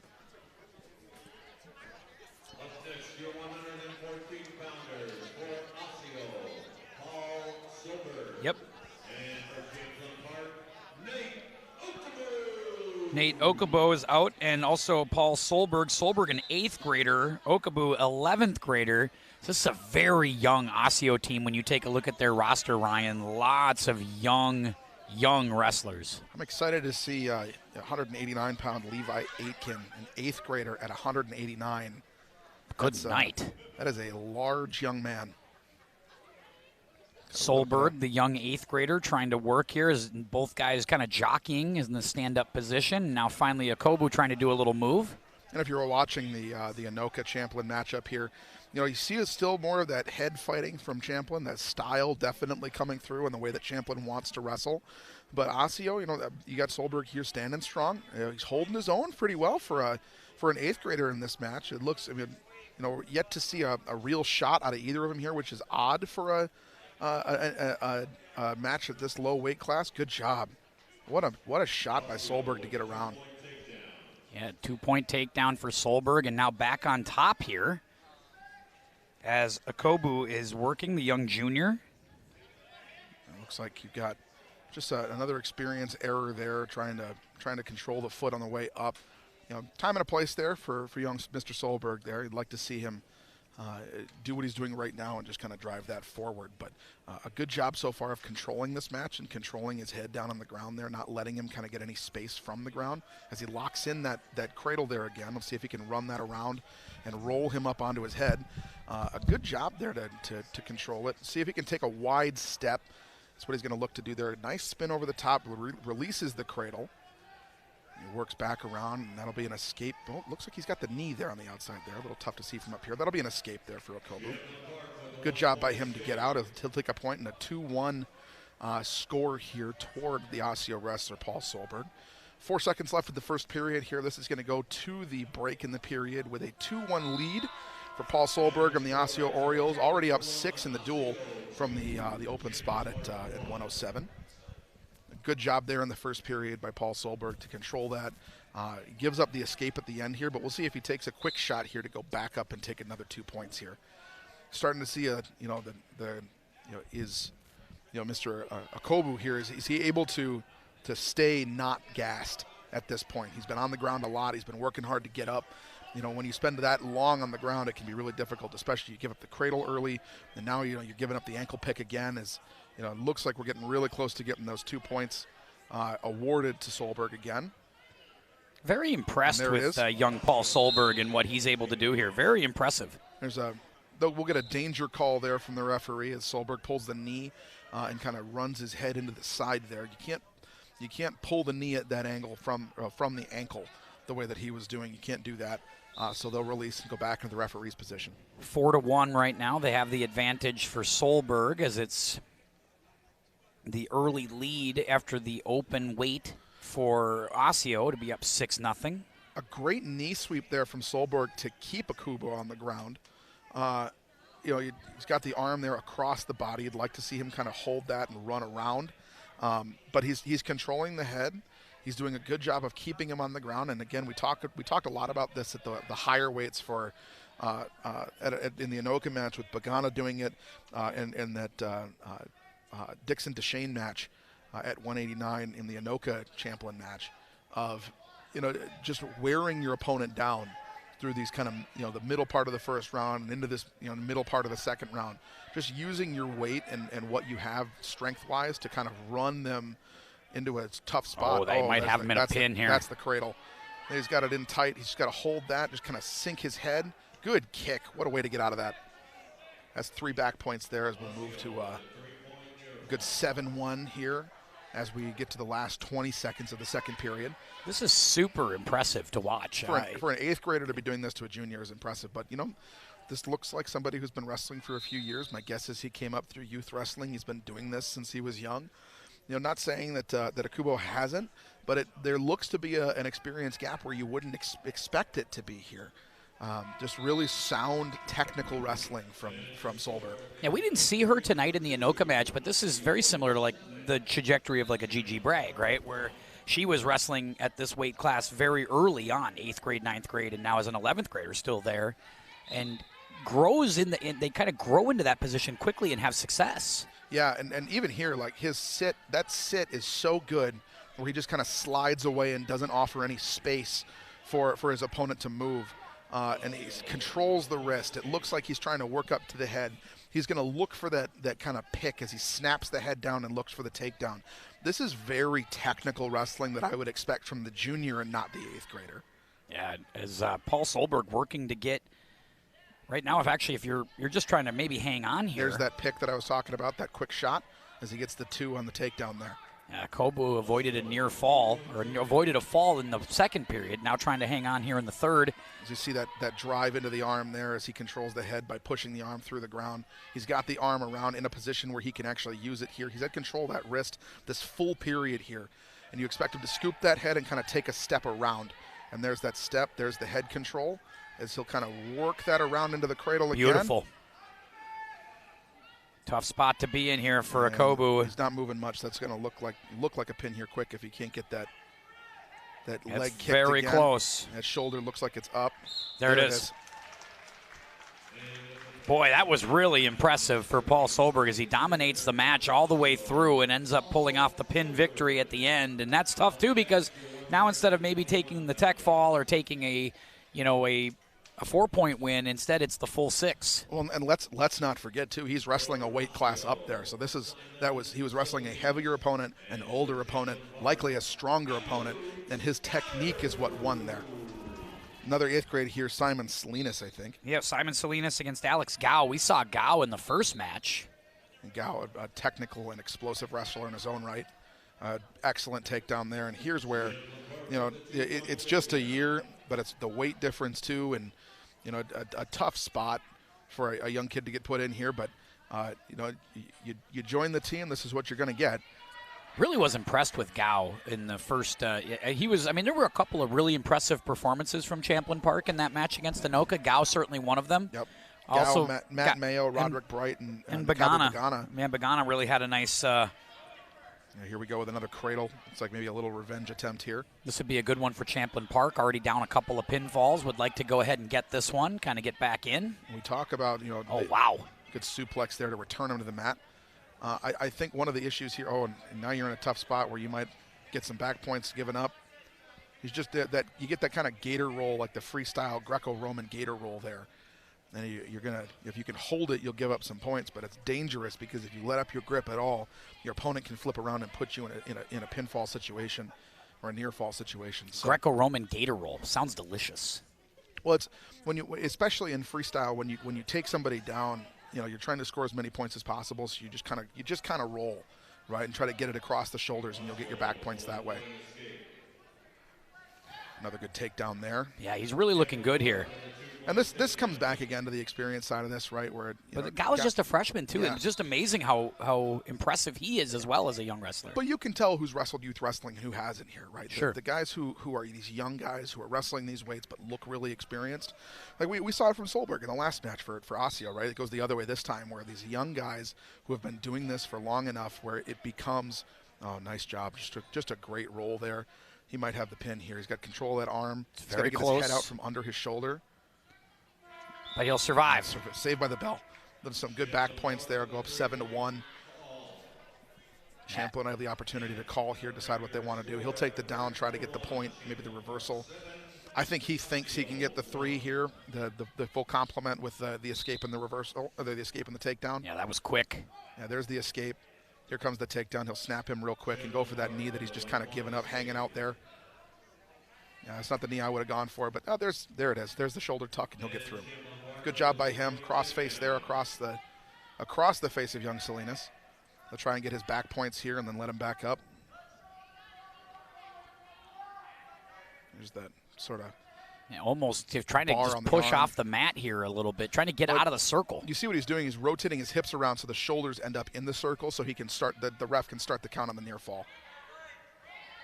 He'll go for the pin here, but he'd have a shot at a tech fall here if he wanted it. It's really effective, just body control and work here from Alex Gow. Yep, and he's just stronger than his opponent, and that's what's going to happen sometimes. A good little power half here as he drives that arm over the head and grabs it and pulls it down. All he's trying to do is just rotate him around for more points, right? So I believe it's if he gets to 16 points here at 16-1, that's a 15-point tech fall, and that'll be a 5-point win.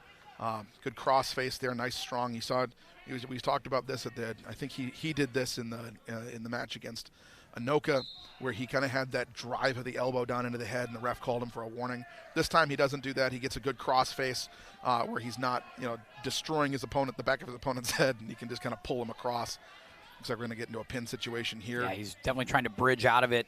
Is Selenas, but he's going to have a tough time to do that as Gow is in full control. He's done such a good job of keeping his shoulders off the mat this entire match, but this might be it. He's in deep. Keeps trying to bridge his way through, and finally there's the pin. Had a couple of times there where Selenas just couldn't pin him down, and that time we talked about the technique of doing this, right? Chest to chest, scoop the head, drop the hips, and that's what that looks like. Just like that. You get in deep, it's really, really difficult to make that work. Really difficult to escape from, certainly difficult to bridge out of. So Zach Mayo is going to get this right back up at 12-12 as it's an open at this weight class for Osseo. So now we're 12-12. This was open on Champlin's roster. But they've pulled somebody out there. Yeah, sure have. We'll see who. Osseo, Chris Madden? Chris Voltinsky. Yeah, Chris Voltinsky comes back in at this weight class. He wrestled up last time. Yeah, he wrestled against Gunnar Cameron, if I'm not mistaken, in that matchup. Sure did. So this is going to be Chris Madden versus Chris Voltinsky. Voltinsky with a lot of energy here early.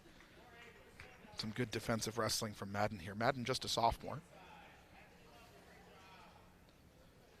Very young Osseo team, as that continues to be the theme of this early stage of this match, for sure. Madden with hair longer than you're used to seeing on a wrestler here.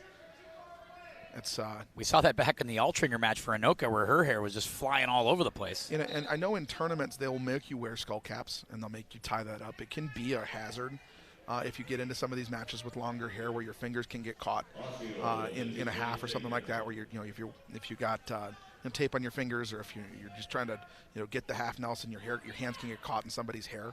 It's also the reason you wear singlets instead of shorts and a t-shirt. Yep. Where it's a hazard to your fingers and your appendages, where you don't want to see breaks. But in a duel like this, they're not going to police that closely. But hair that long, they don't do this anymore. This is an old school thing. They used to shave your head if you couldn't make it work. Well, I'm there. Well, I already got it covered. You don't have it covered. Your hair also very long, so you would never. I'm also not a wrestler anymore. Yeah, you are. Yeah, that's. We're a few years and a couple 100 pounds past that. That hair will not fly in those standards. Madden on top here doing a nice job. Already has the 2-0 advantage on takedowns here on Voltinsky. Good job here, just controlling the kind of back hip there, just staying behind, keeping the weight down. We talk about grinding your opponent as we get into the end of the first, kind of into the second there. Just wear him out, and that's exactly what's happening. You see how red Voltinsky's face is. You see how winded he is. The kind of sloppy, hand movement down on the mat there, just trying to get out of it, find something, some momentum. Just can't. And that's going to play into the next round and the round after that, because you only get about a 15-20 second break here.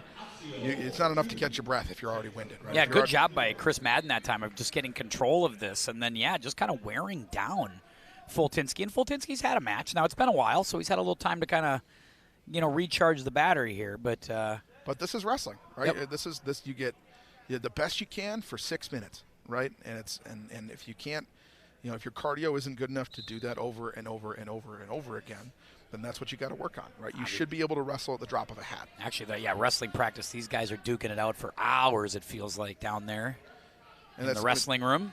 Everybody who doesn't know much about wrestling assumes it's about strength and agility, and it is.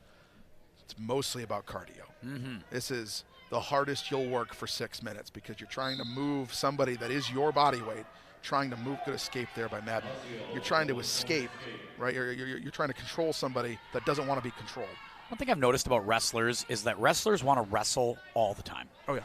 I've noticed that with wrestling coaches, that anytime they're out and about, I see Springer all the time in the hallways of Anoka, and I feel like he always wants to, he's always willing to mix it up with somebody. Wrestlers just want to wrestle. It's in them.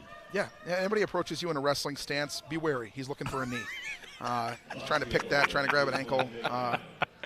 You got to know who your friends are too. You got to know who your friends are. If your friends are wrestlers, you need to be very aware.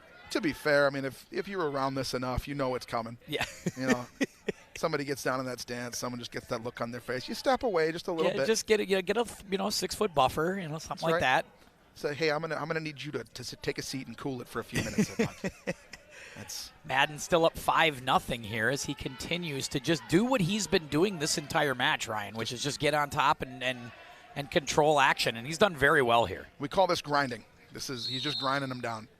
It's a difficult position to be in as a wrestler, just to be ground like this. This isn't what you want to be doing. You want to have a position where you can score, but there's just no scoring opportunities when you're being ridden like this. It's very difficult to get out of it, especially for someone who's typically a JV wrestler.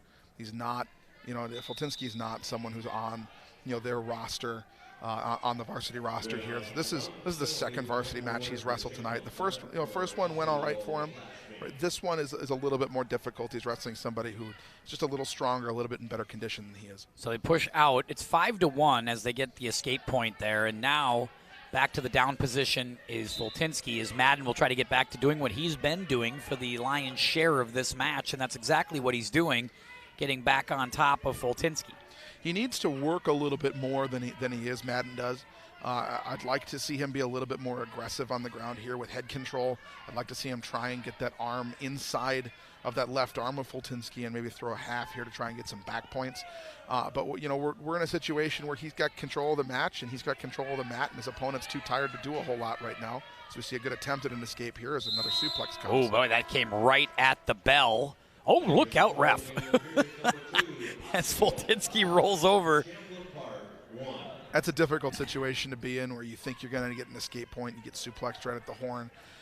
I don't know that would have counted as an escape point. It would have come too late, which is unfortunate because you probably have a better shot at 5-2 than you do at 5-1 here in the third period. We'll see if Madden shows any signs of wear here as you kind of see the second wind a little bit from Fultinski.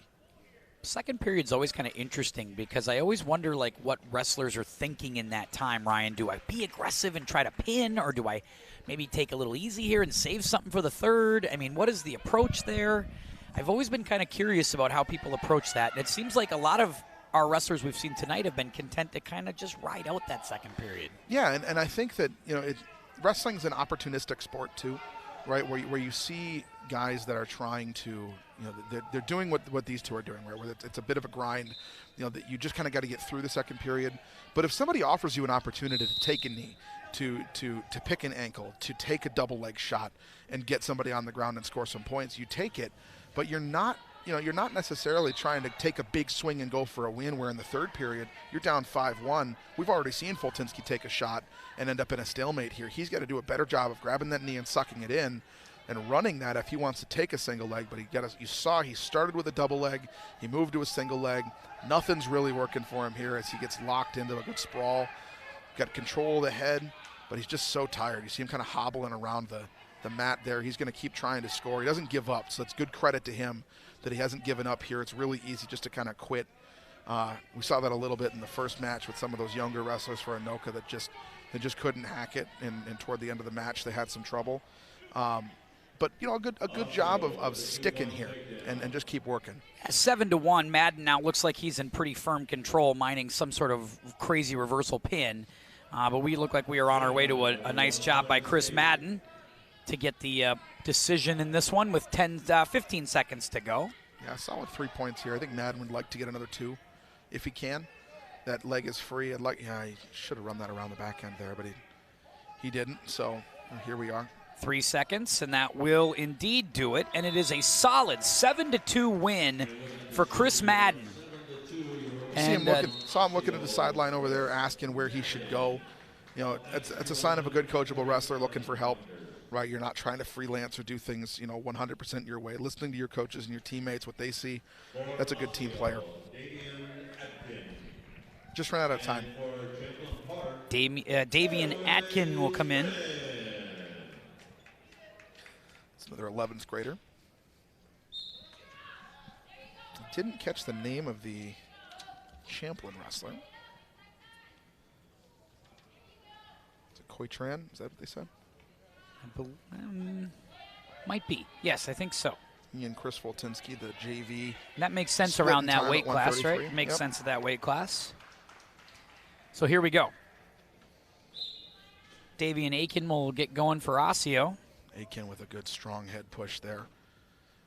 More hand fighting here than we're probably used to seeing at this weight class. The way he came out, thought we'd see a shot early. Bit of a failure there on that shot there. Looked like he was looking for some kind of head sweep and attack the back leg. Just did not quite get what he wanted. Good knee pick. Just couldn't bring it in. He's working that head. He's looking for a shot at that knee, that right knee that Tran's just kind of given up for him. If he can pick that, I think he'd have a shot at a takedown here. And it looks like he thinks the same thing, but he's got to keep his head up and don't lose the head battle here, because we've talked about the control of the head. That's not something that you want to lose on a shot, because that can let your opponent around if you miss. Both guys in a stand-up right now. Aken, one of the veterans of this team, a junior. Aken appearing to be the one doing a lot of the work here. Not a whole lot of shot there. Good work by Tran on that. We talk about the aggressive versus patient approach and how patient Champlin's been. It just seems to be their style. Every single guy on this roster just up and down. Patience, patience, patience. Letting shots come to you, taking points where you can get them. Good 2 points there to close that out. But now you're in a position where you've got the top spot. Can you close this out against a wrestler who is a varsity wrestler on the varsity roster? Yeah, it's a good start, though, to get that quick 2-point lead now. So good work here from Tran as he now will stand up. As young Davian Aken. Aken working hard trying to get that right arm free so he can get some leverage to push up here. And again, we're talking about one of the veterans of this team. This is such a young Osseo team, such a young team. So a junior like this would be big. Yeah, he's athletic, clearly. He's got some strength to him. He's got some speed to him, but I wonder if maybe just a lack of focus on the attack here. If he could get his head out, this is an escape. Yeah, definitely 2-1 seems better. Yep, and he'll look for a quick takedown here, but that's the end of the first. Pretty good first period. You got to like that if you're if you're both guys. You're on the board. Nothing, no real damage here. No, I do think that it's a mentality thing for Aken at this point, that he's got to kind of check himself a little bit. I think he thought coming in that this is a guy who wasn't on the roster, a young guy. Maybe I can play with him a little bit and want to jump quickly too, right? You usually come in with a game plan. You'd like to think, right? You show up, you say, I'm going to do this in the first 45 seconds, and if that doesn't come to fruition, it's kind of like getting off script. Like, okay, now what do I do? Yep. In these final 15 seconds. And it can be frustrating to beat a guy that you feel you should be beating, right? To be losing to a guy that you feel like you should be beating, and that seems to be what's happening here. You kind of tell with his body language, he's moving slow. He's not low. He's not shooting quickly. He's not shooting cleanly. He's got to focus up here and do his job. That's out of the circle, so he won't get that credit for that takedown. 3-1 Champlin in this match as Tran continues to lead on Davian Aken. And we talk about frustration. That's another frustration. That's another point where he might lose a little bit of focus. You feel what you get what you feel should be a takedown, but it's out of bounds, right? It's all about how can you deal with that adversity and come back and continue to wrestle without losing focus. And right now, again, we talk about body language. Tran seems like he's the one that's engaged in this a little bit, right? Well, yeah. He's the one that's really the energy feels like it's with him, and Aken seems like he's a little sluggish. He's not wrestling quite as hard as he did to start the match. A little bit of frustration maybe setting in. He's in danger of losing this thing if he doesn't figure it out. 2 more points for Tran. He's up 5-1. As we try to get that updated for you at the bottom, 5-1 in 40 favor. seconds left here, under a minute. Period number 2. Right now, Osseo holds a 3-point lead in the overall match, as you see below, 15-12. It's a good sit out and a good reversal attempt there. He's got the half to run there if he can get that arm up. Big 2 points for Osseo. It's 5-3. There's a drop there for some back points. Oh, there's the inexperience by Tran. He's going to have a shot at getting a pin here. He's got to sink Aitken's got to sink the hips and get that arm around his head. Actually, 5 seconds. Tran putting himself in a worse situation there, but there's going to be some back points and probably take the lead here. Yeah, that might be exactly right there. Great job by Aken to close that second period. Things were looking a little dicey there for about 3 minutes and 25 seconds, but a great way to close period number 2, and now all of a sudden he's up 6-5, and he's going to the down position. And now he can relax. Take that deep breath. All right, I've made it up. I'm good. I just got to go win this thing. Get a point, get a takedown, put it away. Now Tran, who's led the bulk of this match, now finds himself trailing. Needs to get aggressive here, try to pick up a couple quick points to start this third and final period. Yeah, Tran being a senior here, a senior on JV, it's maybe just lost the weight class battle there to somebody else on the team there. Might be one of those guys that's kind of split in time too. Haven't had a chance to watch as much Rebel wrestling this year. But as that team continues to grow and the competition continues to get stronger for these weight class starts on the varsity roster, you gotta keep working. Yeah, I mean he's going to find himself in a difficult situation here if he lets him up. And that's now you're down 2 with about a minute to go. Forces a takedown chance here for Tran, but they're standing up, so this is the time to go get one. And you see how Aitken is staying low, and Tran's legs are, he's not bending his legs, right? He's standing up a little more straight. He looks a little more tired. He's been a little worn here. This might be the difference between a JV and a varsity wrestler, and this is what we expected to see a little bit more at the beginning of this, of Aitken kind of just outlasting his opponent. And we talk about the strategy of grinding your opponents down, and that can work in a comeback too, where if your opponent is aggressive and you've made some mistakes, you have an opportunity to come back if you keep a level head and you can find your focus again. And it seems to be that that's what he's done. Once again, can Aken finish this off? We've got 30 seconds to go. Aken with a nice job there to the ground, 2 more points, and now Davian Aken has found his stride from the middle of this second period on, has really been on top of things for the Osseo Orioles, and it's continuing that way. Yeah, and 4 points at this point feels a bit insurmountable with the way that he's been wrestling in the latter half of this match. And we'll go back and back into the referee position here, and he's not. Tran has not escaped. It looked like he might have had an escape there, but Aken never lost control. So it's a difficult situation to feel like he probably should have had 2 points there. Good escape that time. Yeah, nice little reversal. And get the 2 there. It's still 9-7, and that's not going to do it. Yeah, he would have needed back points to win that. Just ran out of time there. If he could have done that maybe 15, 20 seconds earlier, he had a better shot. Just ran out of time. Fine match there. That was really entertaining from both of those guys. Davian Aken gets the win, and now they're up 18-12 after getting a couple of decisions. Waiting on our next match. So far. Looks like we'll have Roderick Wright wrestling again. Up next to 145-pounders for Osseo, Jamie Colth. So Roderick Bright, Jamie Colth, junior versus senior. Junior for Osseo, the senior for Champlin Park. Bright won earlier tonight against Altringer. Another wrestler with longer hair than you'd normally see. Yeah, that's kind of a full head of lettuce right there.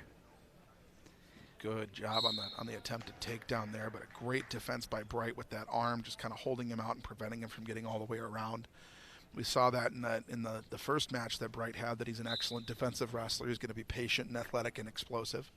And we know that just, again, watching him as an athlete at Champlin Park, he has got a real quick, kind of a quick instinctual first step, right? He can really, his first couple moves are oftentimes pretty lightning fast and can be. Yeah, and you see that in response to the moves that he's seeing here, where he's given up some shot attempts here, but he hasn't given up the ghost yet. You see that arm around the waist. Now there he gives it up there, but it's just how long he was able to fight that off, those 2 points coming, and that's a really good job by him, and shows his athleticism and his endurance, his ability to continue to do that over an extended period of time in a wrestling match. Colth does really have the wrestler's body though too, really low to the ground, muscular. Now, both these guys look like wrestlers. We talked about that toward the end of the Anoka match, too. The guys that start to look like wrestlers when you get up into the weight classes here, of guys that have been around for a few years. You saw that in the younger group, too, where Paul Soberg and Simon Selenas both. Selenas losing, Soberg winning, even as 8th graders looking like they've got the bodies of wrestlers here. It can be a tough one to build. It takes a lot of focus and endurance to do that. And we talk about cardio. You see how cut these guys are all the time. It's just a matter of, having control of yourself and having a good nutrition plan and working hard in the gym, and they're all able to do it. Like a lot of what you're seeing though from Tony Castro's young team at Osseo, as another couple points there racked up by Colth. It's 4-2, 4-2 in favor of Osseo. Colth with the wrist control there as he looks for another shot. It's a failed shot there by Wright. Wright kind of a little false step there. Didn't really seem like he committed to that shot. So Wright's going to go down here for period number 2. He needs to. He's probably going to look for a reversal here. If he can't get that, he'll get the escape. Got to work quick here as Colth does a nice job of just kind of sprawling with Wright. Yeah, works back to his feet. That's exactly what he wanted to do, and he'll flip around quick and. There's your 1 point escape. He'll look for that shot now, kind of snap down on that head if he can get control. These two guys do feel pretty even right now, at least so far. Yeah. And again, we talk about the patience and defensive wrestling that Champlin Park is able to run here, especially Wright. He's losing control of that leg, but he hasn't given up the oh, there it is. But he hadn't given it up yet. But you see that leg hook that he's got there. Oh, here we go into a pin situation. Oh, boy, Wright's in some trouble here as Colth was able to get exactly what he needed on that last takedown. Yeah, Colth's got control of that leg as it kind of flipped around, and that's the danger of a leg lock there, that you don't have full control of the rest of the body. It puts you in a difficult situation as a wrestler. It does Wright here. If you can't make that work and that leg ends up in a trapped situation. And Wright does a nice job of kind of just powering out of that, using his legs to power out. Yeah, but 3 points of 3 back points coming right there from Colth, and now he has the commanding 9-3 advantage. There's that back points again. He'll be content just to take that. He'll roll that back over, see if he can get it a little deeper. But we talk about like the throw in the half and pin, getting chest to chest and dropping the weight. It becomes really difficult to do that if from that position of kind of elbow over the neck, you want to get under the head. Good stuff here from Colth as now he is on the back of Roderick Wright. It's 12-3, another near fall. We are 6 points away from a technical fall here. Boy, and this was pretty deady. It was 4-3, and both guys were kind of jockeying, and then all of a sudden Colth has just sort of turned on the jets here. A couple of takedowns and some control. Well, back points can do that. Back points are where you score, right? That's your sort of, if we're putting this in other sports terms, that's your touchdown, right? That's, if you're not going to pin them, you get that near fall, you get those 3 points, that's going to stack up quickly because your opponent can't score. They're not escaping. They're not taking you down. You're going to pile points on quickly if you can keep getting back points, which is roll onto the back, roll back onto the back. Yeah, roll onto the back, roll up. Two near falls in that last period there for Colth. Gives him the commanding lead 13-3 now as he gets the escape point. Both guys out of the circle. Starting to see Wright look a little tired. You wonder if that wrestling 2 matches in one night is coming up to catch him a little bit. Well, he wrestled a full distance. I mean, it went all the way the distance with Altringer. Yep. Allie pushed him pretty hard at times and hung in there and battled. She's strong. Yeah. She'll wear on you. That's another 2 points, and we are 3 points away from a tech fall here. What's the advantage, I would have to ask you, though, this is Champlin's wrestling 2 in a night. Osseo's coming in fresh here. There has to be an advantage to Osseo to a certain extent, right? I mean, a little bit, but you talk about how young they are, right? Yeah. And that kind of mitigates any advantage, I think, that it would come from wrestling, like, in a match like this. It's a danger there toward Osseo. Can't pull his arm all the way up like that. You got to make sure that it stays at a sensible angle where you're not going to potentially injure your opponent. But yeah, like I was saying, it is definitely an advantage for these older wrestlers that are, upperclassmen, 11th, 12th graders that, you're not worried so much about the experience. These guys will definitely have an advantage tonight, but those younger wrestlers, it evens it a little bit, I think, for those younger guys. Colth looks to be well in control here as we get inside the final minute. He's up 15-3. Yeah, I think he'd like to get those, Wouldn't mind the tech those fall. 3 more points. Right now you're sitting at a 4-point dual point addition here if you can get this with a major decision, but if you can run that arm around, and there it is. Trying to see if he can get him back to the ground. This could be trouble right here. Yeah, that's in deep. That looks like that's going to be it. If he can get that shoulder down, he's got to drop those hips and go chest to chest. But he'll get his back points either way. He'll roll. If Wright gets out of this is over either way, and this will end up being a 5-point tech fall. And it's a chance at a pin, maybe. We're going to see. Waiting on the See if we can ref. get that other point. Watching it closely inside the final 5 seconds. That's Wright's strength right there to keep that shoulder off. Yeah, just bridging and powering out, and he'll get the call. There's the 3 points. There's the 3, and that will do it. That'll be a tech fall win for Osseo. That's a tough one. I mean, you get into any kind of technical fall, you don't feel good about it. But again, you wrestle a match earlier that you kind of dominate. You're physically dominant in that match, and this one you just wonder maybe you're just a little tired. It's going to happen. It's we're getting into the 7 o'clock hour here on a school night on a Friday. You're tired. I know. Tell me about it. Tell me all about it, my friend. As we get next to the next one here, it's Matthew Enan for Osseo and Nikabu Bagana for Champlin Park. Bagana I was super impressed with in that Anoka match. Yeah, Bagana, another one that we're going to watch to see if what his energy level looks like after that match. Although he won pretty quickly. Yeah, he won quickly. But another 2-time wrestler tonight.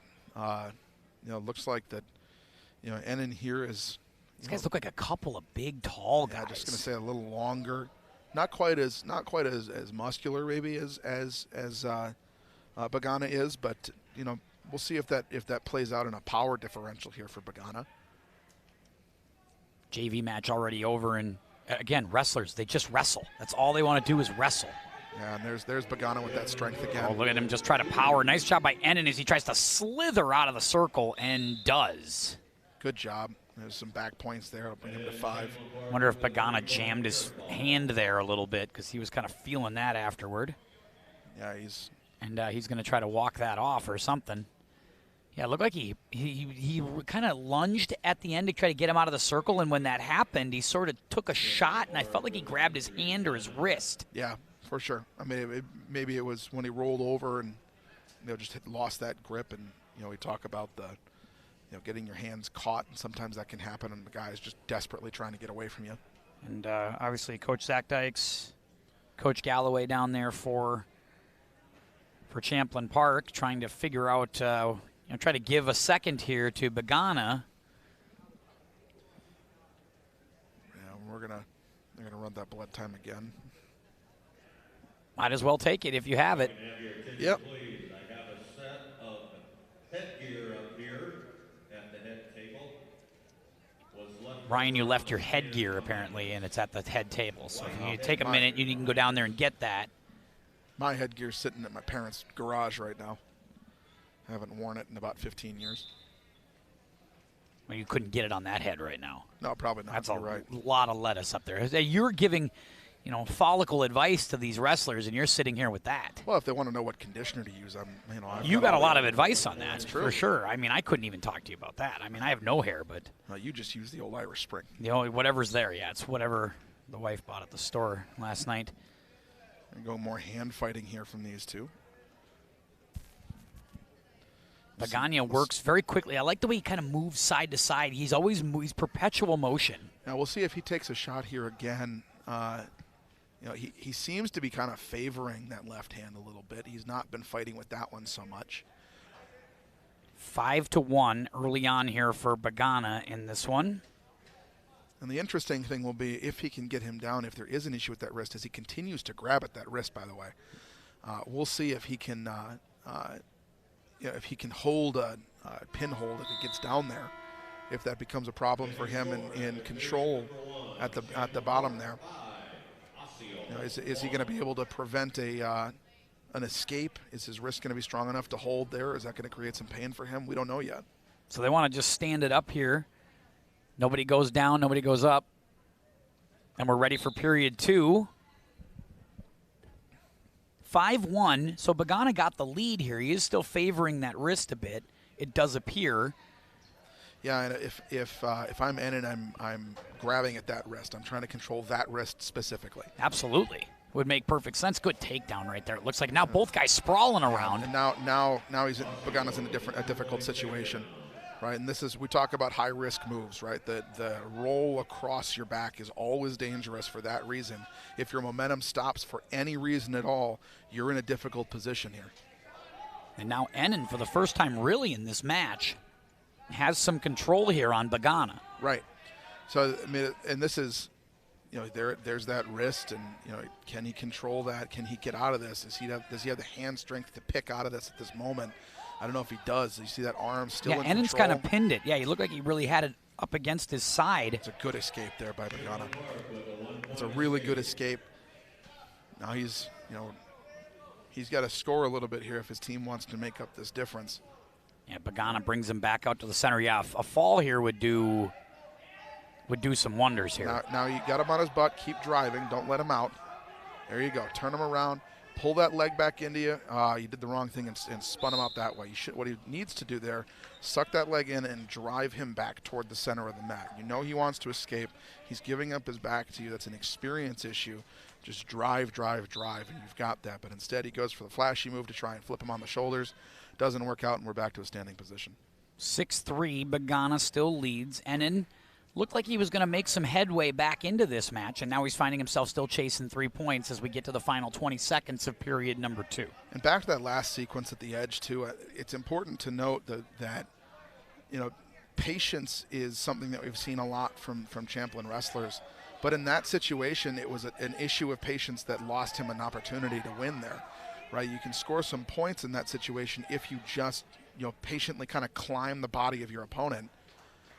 He fails to do that at that point, and we're in a situation now where it's a closer match than you want it to be going into the third. 6-5 as Enan scores there at the end of that period to get to a very tight third. This is very compelling. This is a very interesting match here with these two, and once again, Bagana says, "Let's go up." He's clearly way more comfortable in these standing positions, and that's where he wants to live. Yeah, I don't think he wants to risk getting spun around by a wrestler here who I think he feels has 2 working hands, and he maybe doesn't at this minute. He's clearly still in pain. He's dancing around a lot. I don't really know what he's doing. I like the perpetual motion. He's doing a lot of, almost look like kind of it's a little dance, Yeah, this late in the match, you'd like to see him conserve a little more energy than that. It's like the Cupid shuffle right there. That's very interesting. That's one of your moves. It's a good shot. And again, here we go with that opportunity to kind of climb, right?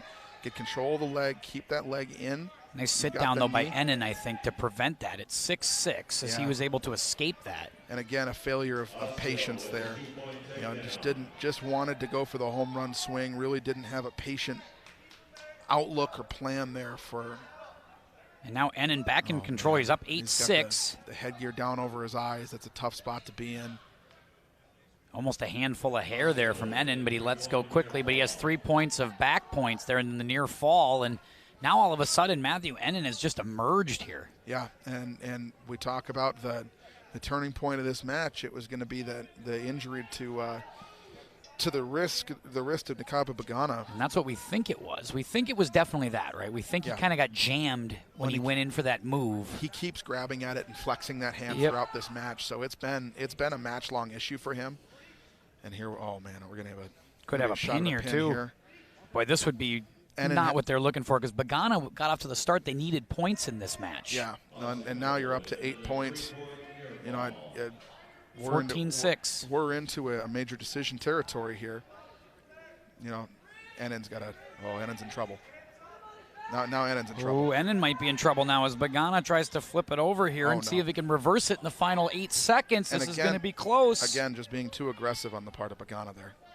Now Enan's back on top, and he's going to just try to ride this to the finish line, and will. Boy, Matthew Enan did a nice job at the end.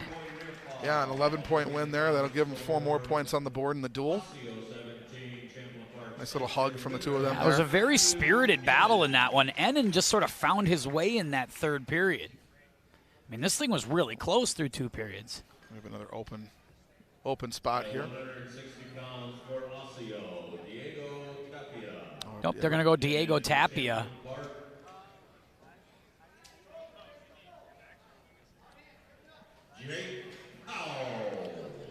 So they're going to go Jake Powell.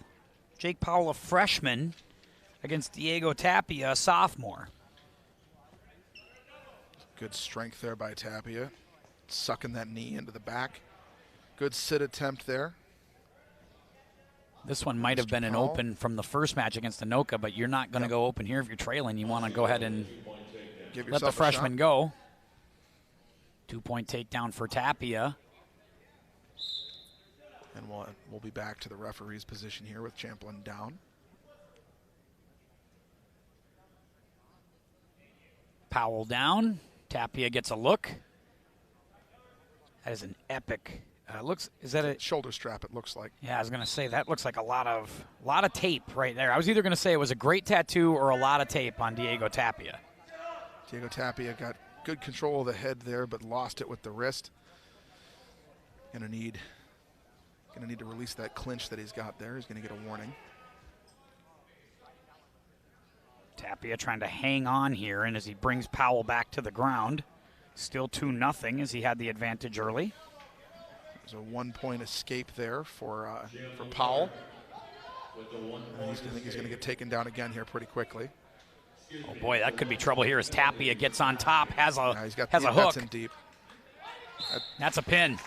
Diego Tapia, that was fantastic. That's a great wrestling match out of Tapia there. Got full control of the head, swung it down for a pin. That's about as textbook as you get on that match. So Diego Tapia, the young sophomore, comes in and does a really impressive job, and now Osseo is just taking over here. Yeah, this is looking a little dominant here from the young team from Osseo. So Mitch Knight back again. He'll take on Charles Soma. The other 160-pounder that splits time with Diego Tapia. Good to see both of them getting some reps here. Nearly a good knee pick there. It's a very young team. We saw Mitch Knight earlier in a really interesting match with Ian Whittick. Yeah, really frustrated Ian Whittick for most of that match, and Whittick able to come back at the end and score the pin in the final seconds of the third. Yeah, that looked like it was heading towards overtime or sudden death or whatever, because it was tight, and then a very late 2-point takedown for Whittick. Right. And we did see an overtime match in the last duel. It was not that one, as much as Mitch Knight may have wanted it to be. He wanted another. I think he wanted another, minute on that. Wouldn't have minded another minute, I think, with Ian Whittick. Both guys out of the circle here as Soma and Knight get reset. Osseo has really done a nice job here tonight. This young Osseo team's got a lot of things you like. Yeah, Osseo is, they got a lot of good athletes at that school, and it's nice to see their wrestling team obviously getting a few of them here to be competitive in a situation like this. As young as they are, to be frankly as dominant as this duel has been to this point is impressive, because you think about the opens that Champlin Park has seen on this one. Obviously one for Osseo at the 107. Yep. But the ability to go out and continue to dominate this match has been a great job. One thing you'll note, though, interestingly, is how quick this ref is on the out-of-bounds call compared to the previous ref. No, that's true. Which, that resulted in some extra points for Champlin in the last duel, has not resulted in extra points for Champlin in this duel. It saved them a couple of times. He's letter of the law on the line, right? It's very close. Well, and that's the way it should be. That's the way, some refs will give you the leeway to do it. If you're in the middle of a potential scoring opportunity, I imagine that this ref too would give you the opportunity to finish your score. But for the most part, if it's not an opportunity for someone to score and you're moving out of the circle, they'll move you back to the middle. Referee gets the bump from the young timekeeper there to let him know that's the end of the first period. It is a 4-1 advantage right now for the Rebels as they try to get some points back here with Knight. We'll go both up, neutral. I will say, having reffed a few wrestling matches in my day, those timekeepers can hit you hard. I noticed that, today it seems like they've been pretty kind to the officials, but man, I was at some wrestling meets last year and I just thought, man, that looked like it hurt. Slapping the ref as hard as you possibly can. Yeah, now Knight feels his advantage. I think he's probably going to just continue to let him up and try to take him down again. Could put him in a difficult situation later on. Just if he wears himself out, you see he's kind of leaning on that right leg. You wonder if he's getting a little tired. Well, you notice he's not dancing. Like Bagana was all motion, and now Knight looks very willing to be very sedentary and waiting for Soma to come to him. Right, and Knight, another one that we saw him wrestle earlier tonight. Wonderful 2-point takedown right there from Knight. Second time he's done that. It's a good job from him. We'll go back to the middle. He'll probably let the young man up. Soma comes down, and we're going to end up doing a little release here. Looks like the coach telling him to let him go. That's going to be a very different approach, and instead we'll take him right down. He tricked him. Got the trick play there. You feel those hands in your back as a wrestler, you generally think you're going to get let up. Yeah, that was a very interesting move there. Knight now lets him up. So Soma hanging around, down 5 here, though, as Knight looks to be in control. Soma trying to do a quick turn on Knight. Another 2 points there for Knight. We are officially on tech fall watch here. That's right. Got another 8 points to go before we get to that spot. 36 seconds to go in this period, and then, of course, one more after that. If you can get a tech fall, you can usually get a pin, but you might want the tech fall at this point just to, for pride. But well, if you can get the tech fall, you might need all 6 the way you're chasing, although there might be not enough time anyway. Right. And certainly not in this period. We talked a little earlier about how wrestlers approach the second, and I will say that it puts you in a potentially dangerous situation if you're Knight, in that you have given up a lead tonight in the Anoka match that you thought was a secure lead at some point, and suddenly it just got out of hand for you. Yep. And you worry a little bit about his confidence. Maybe that's the story behind the strategy here. But he's already given up a lead. And I don't know that this one's going to be given up. This is an 8-point match going into the last frame here. If he wants the tech, he's going to need some back points. If he wants the pin, he's going to need some back points. But he's going to need to score. 12-4. He's in a nice commanding position here on Charles Soma. As Osseo trailing in this one, but leading in the overall match. They really found their stride there. They got a decision win from Madden. Aken came back, got a win. A decision win. Colth got a tech fall. Enan comes back and gets a 4-point win. Been very, very impressive here. And Diego Tapia, of course, with the quick pin. Even if you're talking just match strategy or dual strategy here, but even if you end up with a major decision in this, not a tech fall or a pin, you're going to be in a situation where you have to pin out the rest of the way to have a shot to win this duel. So that the lower weights here for Champlin, not doing them a whole lot of favors early on in the match here, even like it was against Anoka, where it felt like maybe they took an early lead and they really made it a match for a while. But the heavier weights, those guys are coming in where they haven't won tonight. And now we've got a 7-point match. He's got to score one more point here. I think he has time to do that, but that'll give him the major decision. So if he doesn't pin Soma here, then you're in a situation where you have to, all three of your remaining guys, Dixon, Finley, Wright, if they're wrestling, they have to pin out to win this. Tough spot to be in, no doubt. And Osseo's feeling pretty good about what they've done tonight, and they should feel good. I've really been impressed. Big slap there from Mitch Knight as he tries to make a move. Maybe enough to distract Charles Soma. And now we'll come in and shoot that and get a couple more points. And here's where you got to hit the gas. You got 44 seconds, 42 seconds. You got to try and get a pin here for your squad so you can take some of the pressure off of your teammates. But Soma's not going to let him do that. He's going to run right out of the circle. Smart move there by Charles Soma. Clock stops, 33 seconds to go here, third period. You see Mitch Knight talking a little stuff there. Not happy with the decision to vacate the ring. We'll see how this goes here for him. 30 seconds. I don't know if he has enough time to go for a pin, but these guys might know each other well. He's got it in deep. That's a good run. That's a great run. He'll might get some have back points here. Definitely trying to get the pin here officially. Refs on top of it. Got it. Mitch Knight comes in with a very impressive third period and gets it done. That's a huge pinfall for Champlin Park. You're right. They had to have that one, Ryan. And now we'll see where it takes us from there. Knight gets the win. Really impressive night overall, though, for Mitch Knight. He had the nice battle with Dick, and then he gets the win here. Yeah, here you're just hoping that Dixon, who had a really, really tough match against Luke Deshane against Anoka. It was a difficult position for him. Champlin Park Open looks like Royal Dixon wasn't going to go back out after maybe taking the injury earlier. And that will decide this. That means that Osseo is going to win.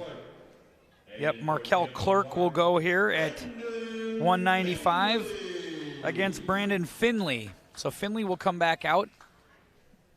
We're waiting on Markel Clerk. There, he's just getting his singlet up. Maybe he didn't expect that. I think he thought maybe he had an extra minute or two. And you know what? Fair. That's fair because I think Dixon was obviously in the initial roster earlier tonight, but had to maybe take that open because he did get dinged up in that match, and you wonder if maybe there's a little injury there. You wonder if maybe the coaches didn't realize that was going to be open either. Usually you'd go to a guy and say, hey, go get ready. Yep. But either way, it's Finley. So 39-18, that should be enough to clinch things tonight for the Osseo Orioles.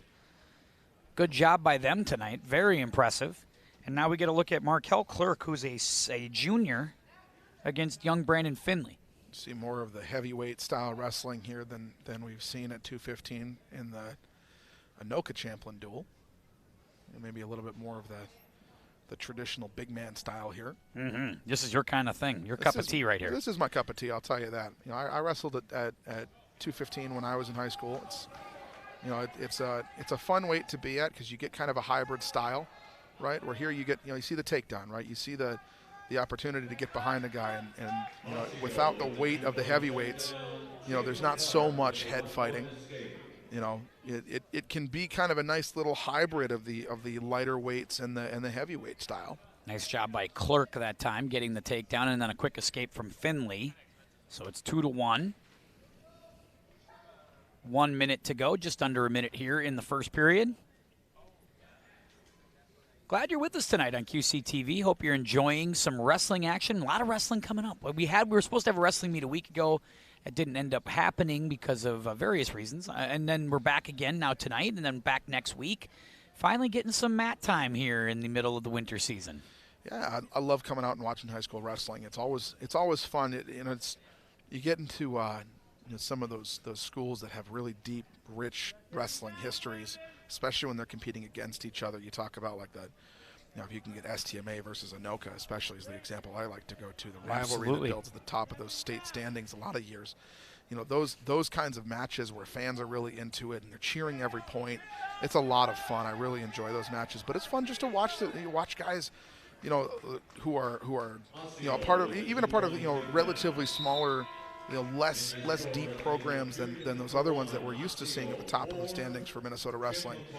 These guys are really good wrestlers, and they're strong, and you don't think about these programs a lot when you think about wrestling, but Osseo's got a lot of really good athletes. Champlin's got a lot of really good athletes. So it's fun to see them, kind of go head to head here and push each other around, and even if it's not the scream fest that you normally get from the fans and the parents here, you still have an energy about it. Yeah, it's fun to watch. Absolutely, and it's fun to get a look at. I think what Osseo's doing here, I give Coach Castro a lot of credit. I think he's got some pieces here that you kind of like, and that I want to see over the course of the next few years how some of these younger guys kind of grow and progress. It's really only one senior on the active varsity roster. Everybody else, sophomore, 8th grader, 9th grader, 10th grader. Very young team for this Orioles squad. Yeah, absolutely, and that speaks to, a couple of years of potential success here where this could be a team where you do have a couple of ranked guys going into their junior, senior year, a few years from now when they've had some time to get the wrestling under their belt and you've built the program a little bit. Those open spots go away. You're not going to have open slots in your wrestling roster as these guys get older and their weights shake out and they grow up a little bit and hit the weight room. 4-2. And if you can pull 8th graders too, like this team has, that expands your potential even more, because those can be your smaller wrestlers, especially if you've got a good youth program over there, like I know Osseo Maple Grove does. So it's a good opportunity for guys to come up and wrestle varsity for 4 full years. Sometimes 5, 6 if you're in 7th, 8th grade like Osseo's been tonight. It's really impressive to see. 2 more for Markel Clerk as he's on top of Brandon Finley. And that seems to be the formula if you ask some of those teams that are kind of perennial powerhouses. They hit those 7th, 8th graders. They start wrestling at the small weight classes. They work their way up. They get to that, 160, 170 range or whatever, but they've spent time progressing naturally through that system. Yeah, and that's where you get the guys that you feel like you've seen for 10 years in Minnesota wrestling. Apple Valley was that for a long time at those lower weights. You think about the guys who have been, the name that comes to mind is an old Centennial wrestler, Jacob Berglin. Wrestled, from 7th grade through 12th grade at the varsity level. Then he went to college and he's been wrestling for the U forever. So, these guys that stick around here and you see them in wrestling forever, it can be a full decade of seeing it really guys feels wrestle. like that. Yeah, absolutely. 6-2 as we hit the 3rd period. Going down here is Clerk and now Finley on top. And what you really like is the opportunity too, right? You like to give young kids an opportunity to be in a situation where they can develop these skills and develop the strength. And you don't get that opportunity in every sport. So wrestling is rare in that regard. But it's a lot of fun to see these kind young of fun kids too wrestle. to be on the ground floor of a team like this too, where you're going to get time. Like you can be an 8th grader and get varsity time, and go up against pretty high end talent depending on where you go. Like if you're facing an Anoka or you're facing a St. Michael Albertville or a Maple Grove, you're going to see some big strong dudes wrestling against juniors and seniors. Only going to make you better for sure. And by the time we talk about Paul Soberg, who was really impressive earlier in this duel, where he's at wrestling at 107 on the varsity roster right now. He's in 8th grade, right? By the time he's a junior, he could be 121, 127. Another 8th graders in that 107 spot. That's how you grow. Good reversal there. But now you have a leader who's done it, who can say, here's how you make the jump for these middle school wrestlers. And that's invaluable when building a program. They continue on here as nice takedown by Finley, but he still trails in the match 7-4 as we are in period 3 with under 1 minute to go. 45 seconds. Markel Clerk has got the early advantage, gets the 1-point escape right there to go 8-4. So he's got a nice lead here if he can just hang on for the next 35. Yeah, and both these guys looking a little tired here, obviously. Going Finley, the distance from guys these sizes is always something. Yeah, but Finley, having wrestled once already tonight, I don't remember if he and Berglin went the distance or not. I believe I don't believe they did, actually. I wonder if that was a Berglin win fairly quickly. It was the Wright Chamberlain one that went very long. That's right. So, this is the second time he's wrestled tonight, but, another tough loss for him tonight, though. I think that, losing 6 points there and, just kind of getting manhandled through this match. He had a little burst there at the end, but. Clark did a nice job in this one. Yeah. Markel Clerk, another win there for the Osseo Orioles. We talk about the strength of the top of the roster here for Anoka and for Osseo, right? That there's some strengths here, right? You get to that level, you're putting up 42 points. You can't do that with the top of your roster being really, really strong. Isaiah Wright and Alfredo Fowler, and there is some size in this mat. Yeah, there's little doubt that Alfredo Fowler is the heavyweight here. Yeah, no question. A little bit more of a traditional looking big man here from a high school wrestling standpoint. Again, the long hair, though. We talked about that all night in the Anoka match. We talked about that tonight with Osseo, too. Just some guys with long hair wrestling. I'm not used to seeing that. Like I said, Brian, there may be another path for you. You wouldn't have had to get a haircut. Look at you. Yeah, if I would have just wrestled 10 years later, Tim. Yeah, you came at the wrong time. I did come at the wrong time. You're right. Wright's another one that we're going to talk about. I thought he gave it a heck of a battle with him and Chamberlain. They were all over the place for 3 rounds. Absolutely, and then I believe that's the one that went overtime too. Yes, it did. And you get the extra minute there, and it went down to the last minute too, where it was 5-6 seconds left in that last minute in the overtime where he scored, where Chamberlain scored and won that. So, Wright with a full match in the last duel. Yeah. We'll see if he can stave off the. Should sleep well tonight. That should be the theory, right? Yeah. Go get yourself something to eat and fall asleep on the couch and find yourself awake to the. Now that's what I call music commercial. We don't want to talk about those. The Freddy's Steak Burgers are right down the road here. Not that they sponsor this or anything, but they're right there. I just drove by it on my way here. Gotta get it.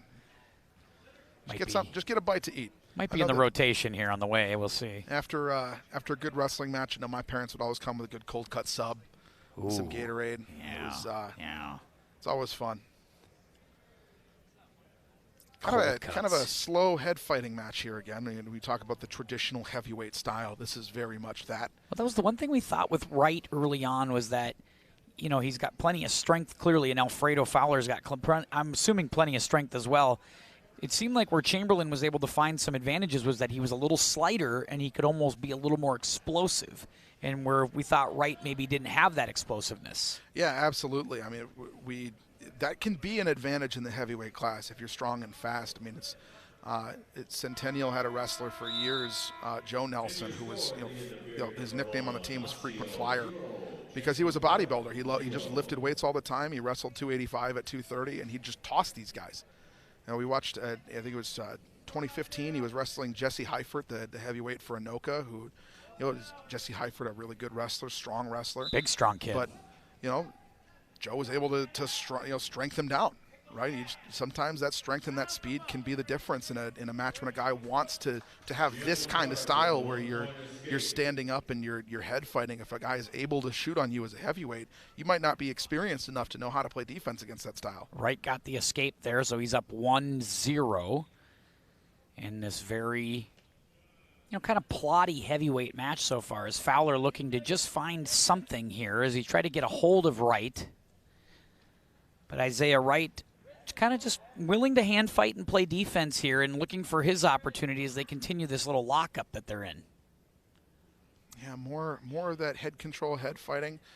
We talked in the first duel between Chamberlain and Wright about how, underhooks are gold for a heavyweight. You don't see either of these guys really going. There's one there. You get the reciprocal bear hug from Wright there. He's going to fight that underhook off. And then we talked about earlier tonight. We talked about danger points, right? Yep. Especially for the lower weight classes. It's the head and the knee, right? You want to control those 2 points.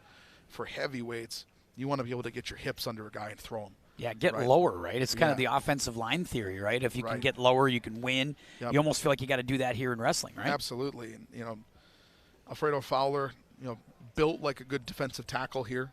Somebody who probably understands the science of leverage. Right too, a guy that you'd throw on your D line at a 3 technique because he can get under him and you get that nice low wrestler body. Always love it when you use the official technical terms that I don't study. The 3 technique, and you're very good at working the verbiage. It's the off-ball tackle. Yeah, you do the verbiage. You do the good verbiage. I like that.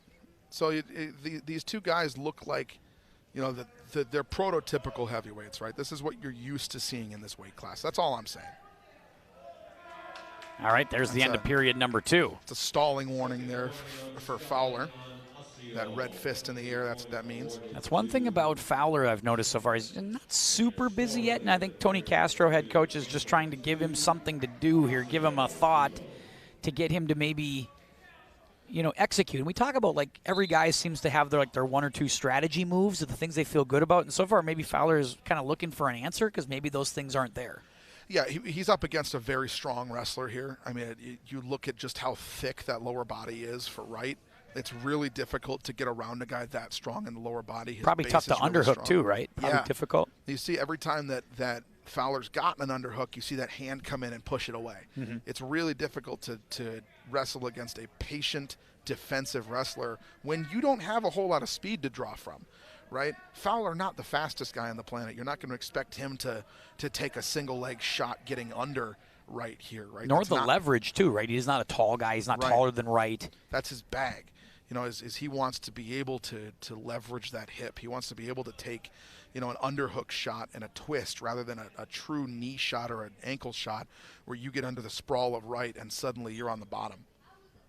Both guys trying to get going here. 1 minute to go in this duel. It's a 2-0 lead for Wright as Wright tries to close the deal here on this one. Nice takedown. And that should about do it. This is where you see heavyweight matches end. And that could be a pin possibly here. Either way, he's got the near fall opportunity, it looks like. And there's the pin. Nice job by Isaiah Wright as he pins Fowler. Fowler hits the ground one time in this one, and that's all it took. And that'll be a pin for Isaiah Wright. But a good job by Osseo tonight. Yeah, for sure. If you're going to draw up a heavyweight match, that's what it looks like. Exactly like that. That's exactly how they always end.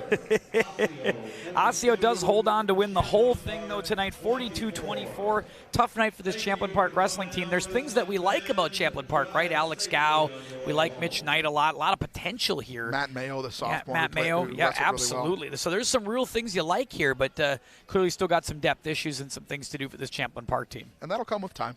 Right, it comes with time. I think Osseo, the future's really bright. Right, you talk about the 8th graders that are on this team that were winning tonight, the sophomores that were winning tonight. Diego Tapia, a sophomore that had a great match tonight that looked really, really good. So, well wrestled by both teams. I think just the advantage goes to a team that didn't have to wrestle once tonight. There you go. So the Osseo Orioles win tonight. The Anoka Tornadoes win tonight. Once again, congratulations to Coach Todd Springer and his 450th win. And we had a great time here at Champlin Park tonight. We hope you did as well. Want to thank Ryan. Want to thank all the guys doing all the work here for us at QCTV. I know it was Dan's birthday last week. We had to shout him out a second time because he's apparently had 2 weeks to celebrate a birthday. I don't know how that works, but there he is. Good job by all of our crew here as always. And thanks to my guy, Ryan Nelson Kane, for everybody else here at QCTV. We say have a great night. This is Tim Anderson. Keep your head up, and we'll see you.